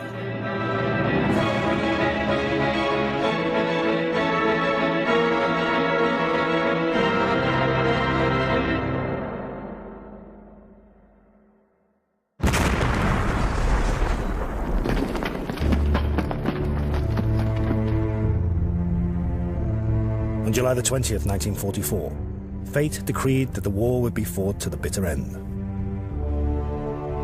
Hitler survived an assassination attempt at his eastern headquarters, the Wolf's Lair. He would never surrender. Inevitably, Europe would end up under the control of the Americans and British advancing from the west, and the Russians from the east. But what sort of Europe? On the evening of the assassination attempt, Hitler remarked, "This war must be won or Europe will be lost to Bolshevism. I am the only one who sees the danger and the only one who can stop it." Hitler believed Bolshevism could only be stopped by war. Franklin Roosevelt thought the opposite.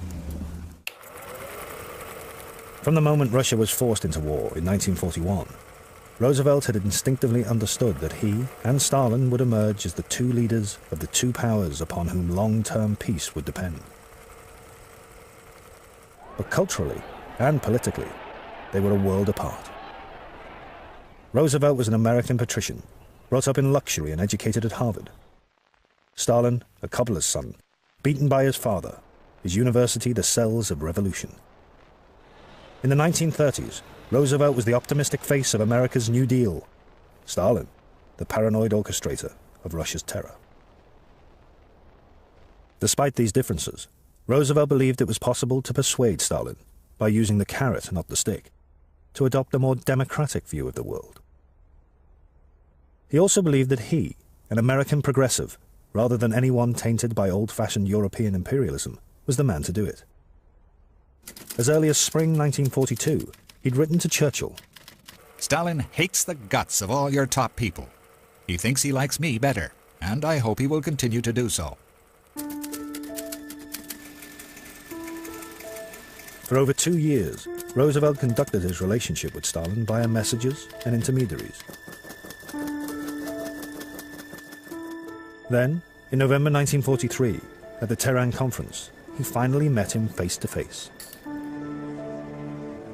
His tactic was to find a common bond with Stalin by teasing Churchill. Later, he described to a colleague how, on the third morning, he finally got through. I said, lifting my hand to cover a whisper, which of course had to be interpreted, Winston is cranky this morning. He got up on the wrong side of the bed. A vague smile passed over Stalin's eyes, and I decided I was on the right track. I began to tease Churchill about his Britishness, about John Bull, about his cigars, about his habits. Winston got red and scowled, and the more he did so, the more Stalin smiled. Finally, Stalin broke into a deep, hearty guffaw, and for the first time in 3 days, I saw the light. The ice was broken, and we talked like men and brothers. Stalin behaved respectfully toward Roosevelt, in marked contrast to the rudeness he sometimes displayed to Churchill. And Roosevelt concluded from their conversations that Stalin was fundamentally a practical man he could do business with. He was hopeful that trust would build.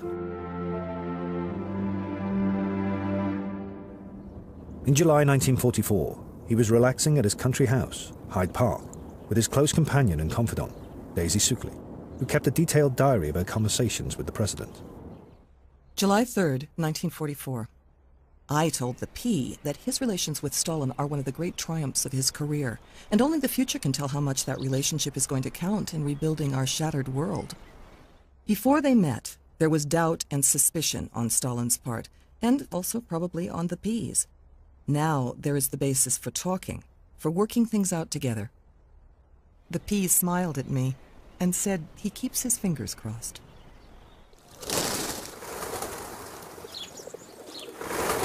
The first concrete test of how far Roosevelt was succeeding with Stalin would be Poland.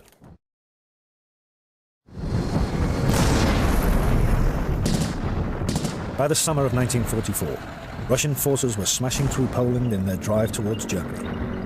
But beneath military success lay political division. Stalin had broken off relations with the London-based Polish government in exile after it had accused Russia of murdering thousands of Polish officers at Katyn Forest in 1940. Instead, he was backing a group of communist Poles based in Moscow as a future Polish government. But in a letter to Roosevelt and Churchill at the end of July, Stalin showed a more conciliatory face. I understand the importance of the Polish question for the common cause of the Allies, and for this very reason I am prepared to give assistance to all Poles and to mediate in the attainment of an agreement between them. For Roosevelt, the message seemed a vindication that his tactics with Stalin were working. That month, he gave an unequivocal assurance to the Prime Minister of the London Poles, Stanislaw Mikołajczyk. Don't worry. Stalin doesn't intend to take freedom from you. I shall see to it that your country does not come out of this war injured. Events in Poland were about to test both Stalin's sincerity and Roosevelt's strength of purpose. On August 1st, 1944, the Polish National Underground Army in Warsaw, knowing the Russians were close by, rose up against the Nazis. A terrible tragedy which would cast a dark shadow on the behavior of the two warlords, was about to unfold.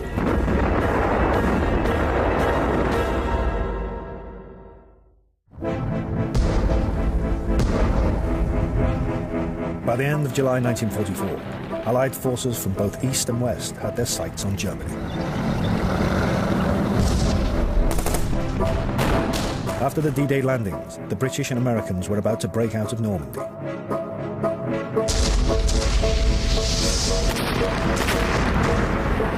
The Red Army had reached the River Vistula, just 15 miles from the Polish capital, Warsaw.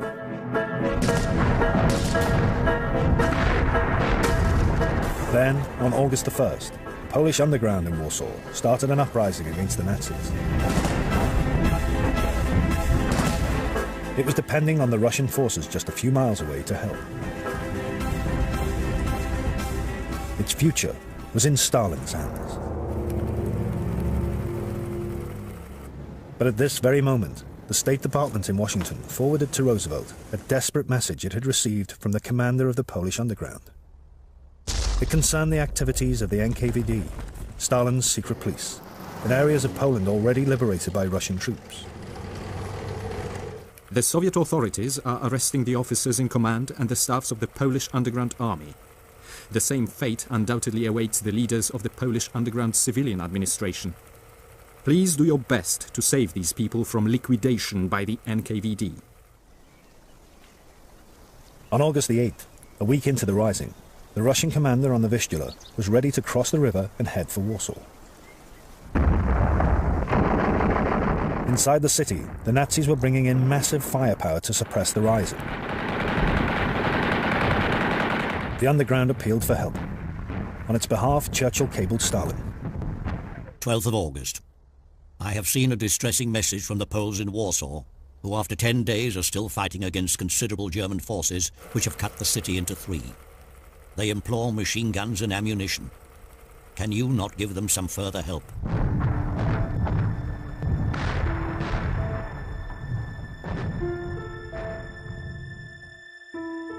Because of Soviet secrecy, there is no documentation of Stalin's motives during the next few days. They can only be deduced from his actions. He could see that the fiercely independent Polish underground, which would resist any future Soviet puppet government, was both distracting Nazi forces and at the same time being killed off by them. He also knew that Warsaw was a tough military target. He decided to halt the army on the Vistula and not to help the Warsaw Poles. Instead, he turned his attention to a softer target in Eastern Europe, Romania. And he claimed to Churchill that the Polish underground had acted irresponsibly in starting the uprising and did not deserve support. August 16th, 1944. After probing more deeply into the Warsaw affair, I have come to the conclusion that the Warsaw action is a reckless and fearful gamble, taking a heavy toll of the population. Churchill forwarded Stalin's message to Roosevelt. At the same time, Roosevelt's ambassador in Moscow, Avril Harriman, who'd so far tended to trust Stalin, now began to suspect his motives. He cabled the president. The Soviet government's refusal to help Warsaw is not based on operational difficulties, nor on a denial of the conflict, but on ruthless political calculations.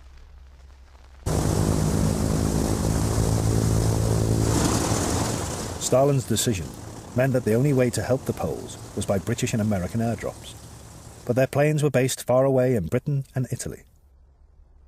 Their chances of consistent success depended on being able to refuel in Russian bases the other side of Warsaw before returning home. The Russians refused permission for refueling. Roosevelt agreed to a suggestion by Churchill that they should jointly appeal to Stalin to rethink. We believe that all 3 of us should do the utmost to save as many of the Patriots as possible. We hope that you will drop immediate supplies and munitions to the Patriot Poles in Warsaw, or will you agree to help our planes in doing it very quickly? Within 48 hours, Stalin turned down his allies' appeal, in a crescendo of abuse at the Poles who were dying in their thousands to liberate Warsaw from the Nazis. Sooner or later, the truth about the handful of power-seeking criminals who launched the Warsaw adventure will out. The next day, Roosevelt was sent by Churchill an eyewitness report of the horrors in Warsaw. The dead, it said, are buried in backyards and squares. Roosevelt replied, I do not see that we can take any additional steps at the present time that promise results. Roosevelt. Churchill persisted. He asked Roosevelt to join him in sending a second request to Stalin for refueling facilities. Roosevelt responded with a second put-down. I do not consider it advantageous to the long-range general war prospect for me to join with you in the proposed message to Uncle Joe. While the people of Warsaw rotted, Roosevelt would do no more, privately or publicly, to upset Stalin.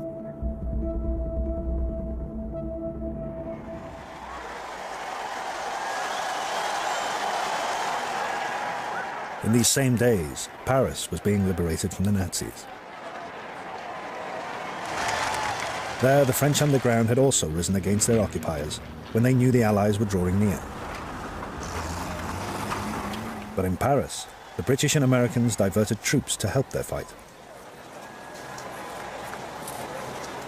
On August the 30th, Stalin's forces entered Romania's capital, Bucharest, and headed for Bulgaria. While his troops halted outside Warsaw, Eastern Europe was falling into his hands. Averell Harriman believes Stalin's ruthless duplicity required a reappraisal of Roosevelt's tactics. He cabled the president's closest associate, Harry Hopkins, in the White House. There is every indication that the Soviet Union will become a world bully wherever their interests are involved, unless we take issue with the present policy. But Roosevelt had no intention of changing tack.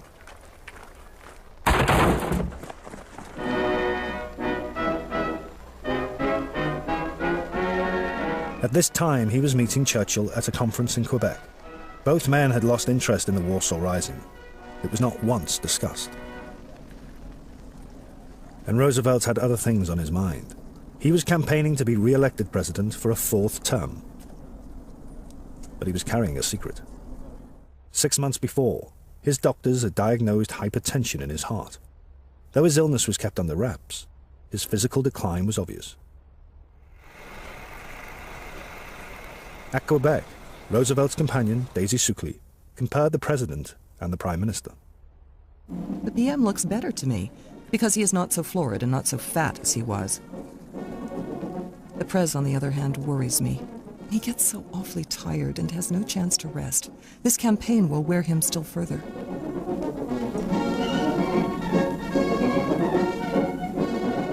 Churchill's wife, Clementine, also noticed the change.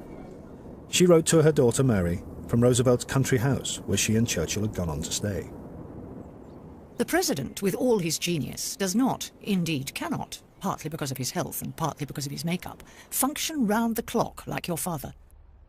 I should not think that his mind was pinpointed on the war for more than 4 hours a day, which is not really enough when one is a supreme warlord. Despite his ill health, Roosevelt was determined to carry on as president, convinced that he, better than anyone else, could bring a lasting peace to the world. I have already indicated to you why I accept the nomination. The key to that remained his handling of Stalin, and he continued to see evidence that it was working. The Poles of Warsaw were still fighting on, and 7 weeks into the Rising, Stalin at last agreed to airdrop limited aid. On September the 24th, he presented a very different face to Harriman. For the first time, Stalin spoke with sympathy for the insurgents. He said that the Red Army was in contact with each of the groups, by radio and by men going back and forth. Stalin showed none of his previous vindictiveness. Did Stalin mean it? Or was he being cynically opportunistic? The simple fact was that the Nazis had effectively destroyed the Polish underground. And with the deed done, magnanimity came free. On October the 2nd, the Warsaw Uprising was over. The underground commander, General Boer, surrendered to the Nazis. Nearly 250,000 people died. One of the last broadcasts from Warsaw said, "May God, who is just, pass judgment on the terrible injustice suffered by the Polish nation, and may he punish accordingly all those who are guilty."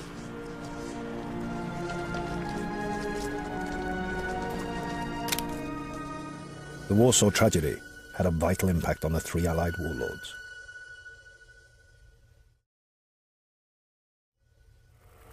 For Roosevelt, Stalin's about turn at the end showed that his behavior could be moderated by friendly appeals. At this time, he compared the Soviet Union with a growing child which had to toddle before it could learn to walk. Stalin could conclude that even when he behaved badly, Roosevelt would not confront him. And Churchill saw that if confrontation was out, the best way to preserve British influence in Eastern Europe and the Mediterranean was to do a deal with Stalin. In October 1944, he went to Moscow to do just that.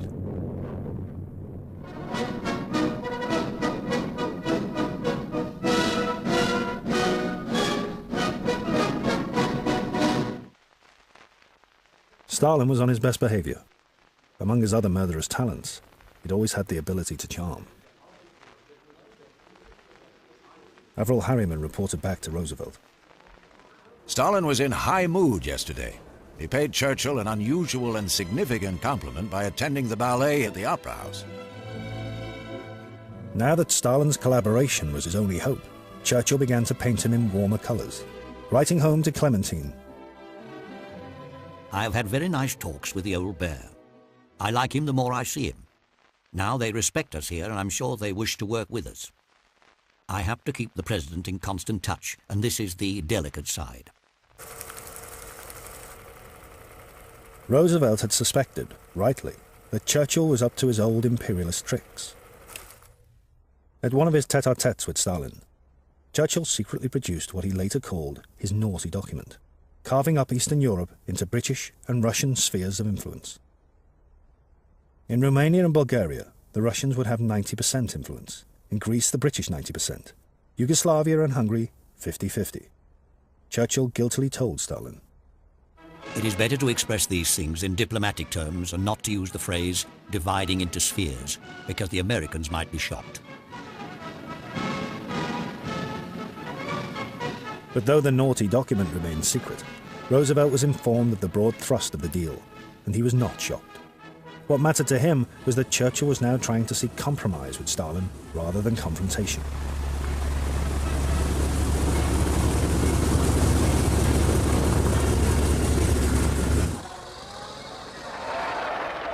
In November, Roosevelt was re-elected president for an unprecedented fourth term. He must have known he was unlikely to live for its full 4 years, and was a man in a hurry. He'd long had a vision of a post-war world in which the great powers, Russia and the United States, along with Britain and China, would act, in his words, as policemen, allowing the rest of the world's nations their freedom and independence, but ensuring they could not start wars. Stalin had warmed to Roosevelt's idea, which would place the Soviet Union at the top table of the world's nations. Now Roosevelt's great and final mission was to turn the dream into practical reality. It all depended on winning Stalin's collaboration, not in words, but in deeds.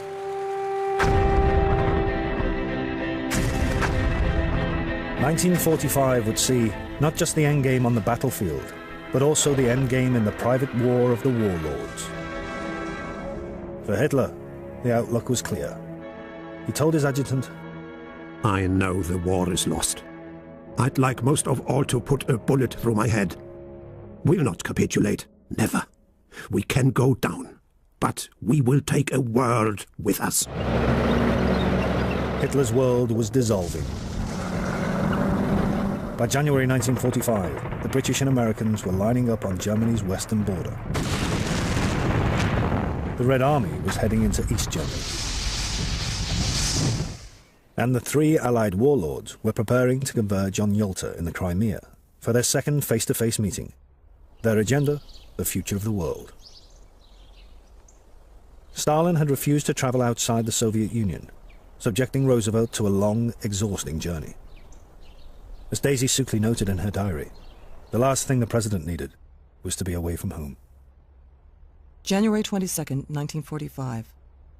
The P doesn't relish this trip at all, thinks it will be very wearing, and feels that he will have to be so much on the alert in his conversations with Uncle Joe and WSC. The conversations will last interminably and will involve very complicated questions.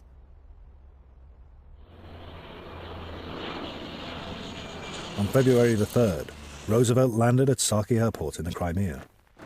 Churchill had already arrived and was in the welcoming party, along with his doctor, Charles Moran. February the 3rd, 1945. The president looked old and thin and drawn. He had a cape or shawl over his shoulders and appeared shrunken. He sat looking straight ahead with his mouth open, as if he were not taking things in. Everyone was shocked by his appearance and gabbled afterwards.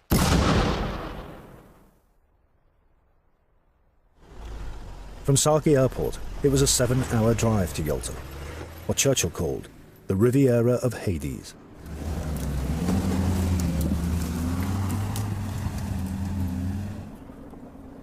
The opening dinner gave little encouragement of Roosevelt's appetite for the task ahead. The British Foreign Secretary, Anthony Eden, was among the guests.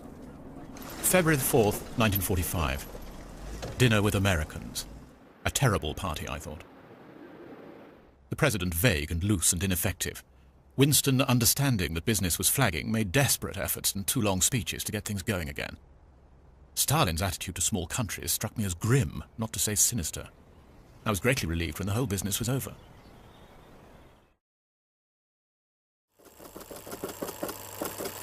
But appearances were deceptive.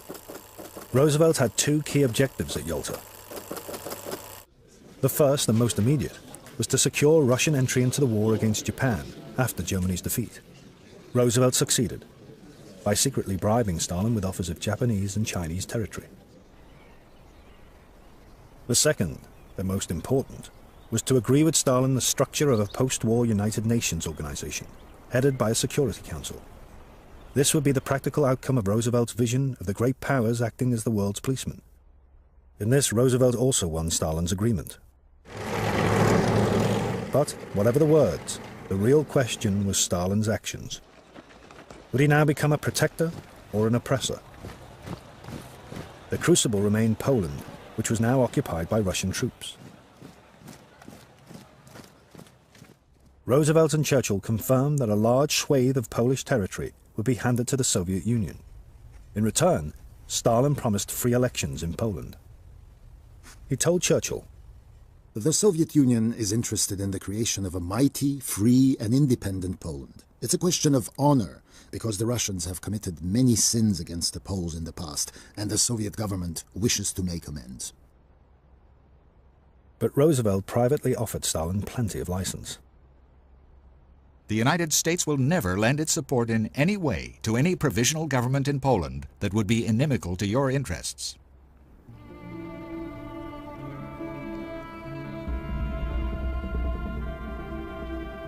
At the time, Yalta seemed to herald a new era of cooperation. Alexander Cadogan, permanent Under-Secretary at the British Foreign Office, and a seasoned and skeptical diplomat, noted, "I have never known the Russians so easy and accommodating. In particular, Joe has been extremely good. He is a great man, and shows up very impressively against the background of the other 2 aging statesmen. I think the conference has been quite successful. We've got an agreement on Poland which may heal differences for some time at least, and assure some degree of independence to the Poles." Roosevelt was sure Yalta had been a success. He told his doctor, Admiral McIntyre, "I've got everything I came for, and not at too high a price. The one nettlesome problem is Poland. The settlement we have in mind leaves much to be desired."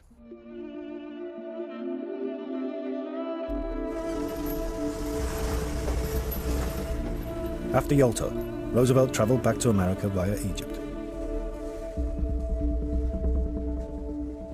At Alexandria, Churchill gave what would turn out to be his final salute to the president.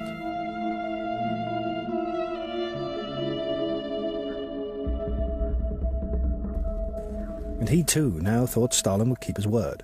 He reflected to his colleagues, Poor Neville Chamberlain believed he could trust Hitler. He was wrong. But I don't think I'm wrong about Stalin. Roosevelt, on his arrival home in Washington, told his cabinet, Stalin has something else in his being besides this revolutionist Bolshevist thing. Perhaps it is to do with his early training for the priesthood. I think that something entered into his nature of the way in which a Christian gentleman should behave. Back in Moscow, Stalin was also pleased. It seemed to him his allies had, by nods and winks, accepted his sovereignty over Eastern Europe. When his foreign minister, Molotov, expressed a worry that some of the wording in the Yalta agreements could get in Russia's way, Stalin told him, "Never mind. We'll do it in our own way later." On March the 1st, Roosevelt reported to the United States Congress on Yalta, admitting for the very first time in public the pain of his disability. I hope that you will pardon me for an unusual posture of sitting down during the presentation of what I want to say, but I know that you will realize that it makes it a lot easier for me in not having to carry about 10 pounds of steel around on the bottom of my legs, and also because of the fact that I have just completed a 14,000-mile trip. Roosevelt assured Congress that Yalta heralded a new age of freedom and peace. The same day, Stalin's deputy foreign minister, Vyshinsky, was in Bucharest installing a puppet government for Romania. There was no consultation with the British and Americans, as required in the words of the Yalta agreements. But Stalin had not interfered in Greece, where Churchill was using British forces to repress an attempted communist takeover. It was tit for tat. The test remained Poland. There, the reality of Stalin's promises was emerging. The NKVD was rounding up potential opponents in their thousands. There was no sign of the promised free elections.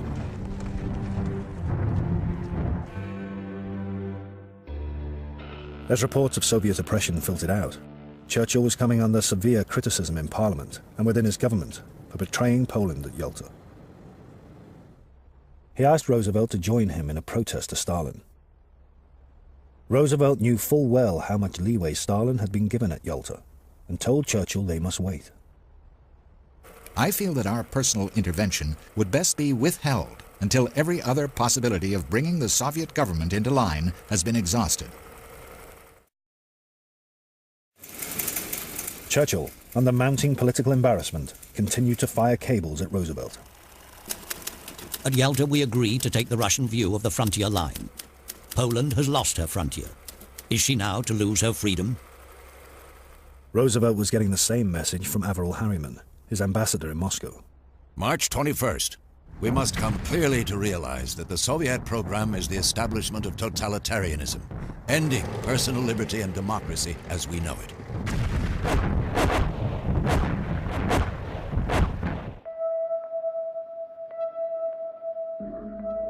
On March the 27th, 16 leaders of the Polish underground were invited by Russian commanders in Poland to discuss local arrangements. It was a trick. They were kidnapped by the NKVD. They would later be subject to a show trial in Moscow and sent to the Gulag. Finally, at the end of March, Roosevelt agreed to admonish Stalin about the imposition of his puppet government in Poland. I must make it quite plain to you that any solution which would result in a thinly disguised continuance of the present Warsaw regime would be unacceptable. But Roosevelt still believed that he could persuade Stalin to fall in line. Having understood each other so well at Yalta, I am convinced that the three of us can and will clear away any obstacles which have developed since then. Some doubts were pricking Roosevelt's natural optimism. He told one of his staff, "We've taken a great risk here, an enormous risk. I'm worried. I still think Stalin will be out of his mind if he doesn't cooperate. But maybe he's not going to, in which case we're going to have to take a different view."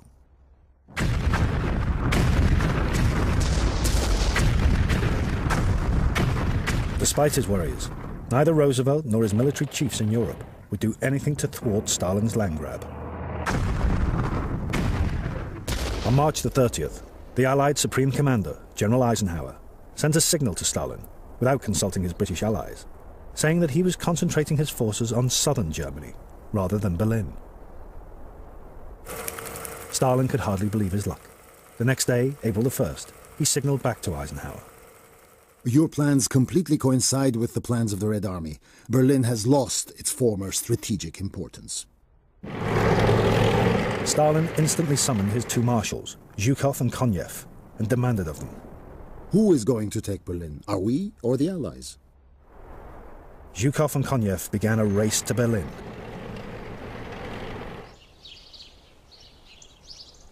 Roosevelt had gone to Warm Springs, his retreat in Georgia, to rest.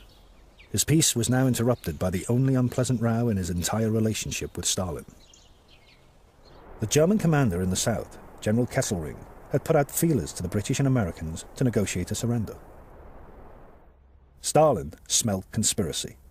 He made the lethal and false accusation that the British and Americans were doing a secret deal to free the Nazis to fight against Russia.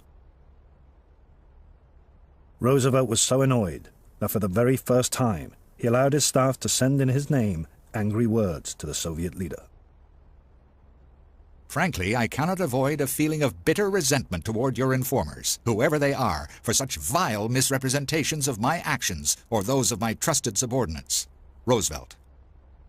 Stalin quickly saw his mistake in angering the man who had given him so much.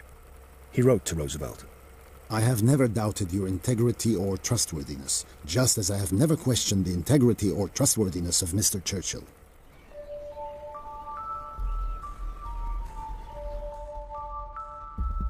Once again, Roosevelt could believe that Stalin would always respond to his appeals. On April the 11th, in a message he wrote himself, he told Churchill, I would minimize the general Soviet problem as much as possible, because these problems, in one form or another, seem to arise every day, and most of them straighten out. We must be firm, however, and our course thus far is correct. It was the authentic voice of Roosevelt, keeping his options open, but above all, seeking to avoid confrontation with Stalin. The next day, April the 12th, 1945, would shatter the world.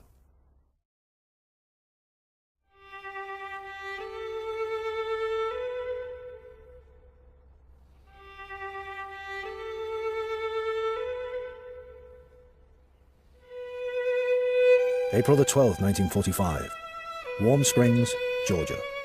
Daisy Suckley's diary. Another beautiful day, with the promised heat. F woke up with a slight headache and a stiff neck, which probably comes from being overtired. The pouch from Washington won't arrive until after 11. At the moment, everything is peaceful. As the sun hovered over Warm Springs, it was setting over Berlin. That evening, as the fighting grew ever nearer and Hitler faced his final days in the bunker, the Berlin Philharmonic Orchestra gave its last wartime performance. Beethoven's Violin Concerto, Bruckner's Eighth Symphony, and the finale to Wagner's Götterdämmerung.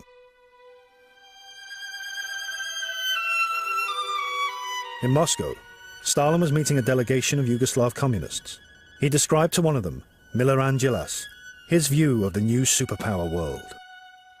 This war is not as in the past. Whoever occupies a territory also imposes on it his own social system. Everyone imposes his own system as far as his army has the power to do so. It cannot be otherwise. In London, Churchill was given news of a family tragedy. His wife's cousin, Tom Mitford, and a close family friend, Basil Dufferin, had both been killed in action.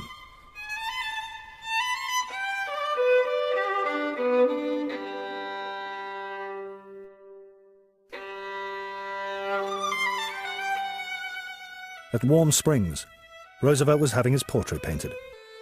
The artist said he looked so much better. She was pleased she had not started work the day before.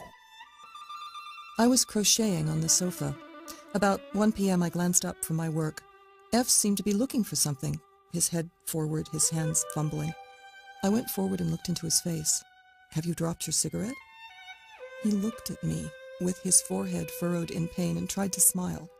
He put his hand up to the back of his head and said, I have a terrific pain in the back of my head. About 3:15, F's breathing became very heavy and labored. I had a distinct feeling that this was the beginning of the end. 25 minutes of 4. it was the end. Franklin D. Roosevelt, the hope of the world, is dead.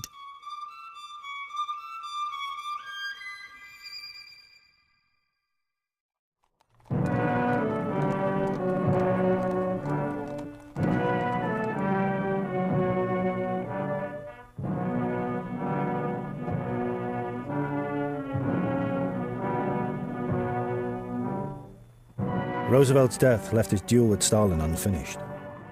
In the final days of his life, he realized that his great gamble with the Soviet leader might be failing.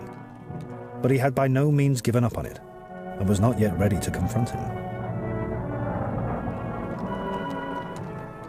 Daisy Suckley summed it up in her diary a few days later. Franklin himself did not have too much faith in Stalin, but he thought that he and Stalin looked at things in the same practical way, and for that reason there was much hope that Stalin would follow along.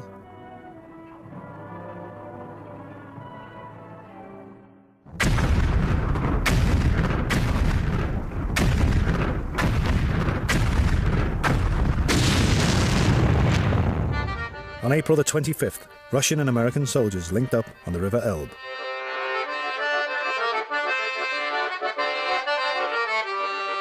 The scenes of mutual celebration seemed to herald a new world of cooperation, for which Roosevelt had been willing to give so much. But these images were deceptive. In the coming months and years, Stalin would isolate the nations he'd occupied in Eastern Europe from the capitalist West, and build a totalitarian empire. Some believe that, had Roosevelt lived, he might have moderated Stalin's actions. But while Stalin made gestures and promises for Roosevelt, he always did what he wanted. Roosevelt's flaw was in believing Stalin was at heart a politician like himself, albeit a harsh one. What he never understood, or chose not to understand, was the reality of Stalin. The combination, equaled only by Hitler, of cruelty, paranoia, ideology, and greed for power.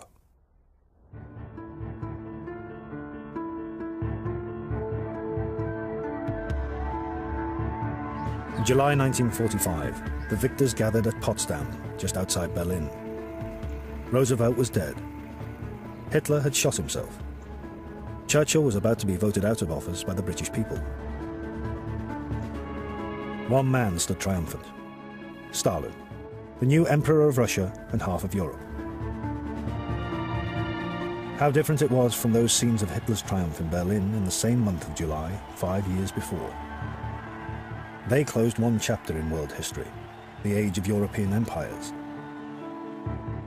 Stalin's triumph opened another, the age of two ideologically opposed superpowers, and a Cold War which would last nearly half a century. On one level, the outcome had been decided by the march of events and mass armies. But the orchestrators were the four warlords. Their war of the mind had shaped a new world.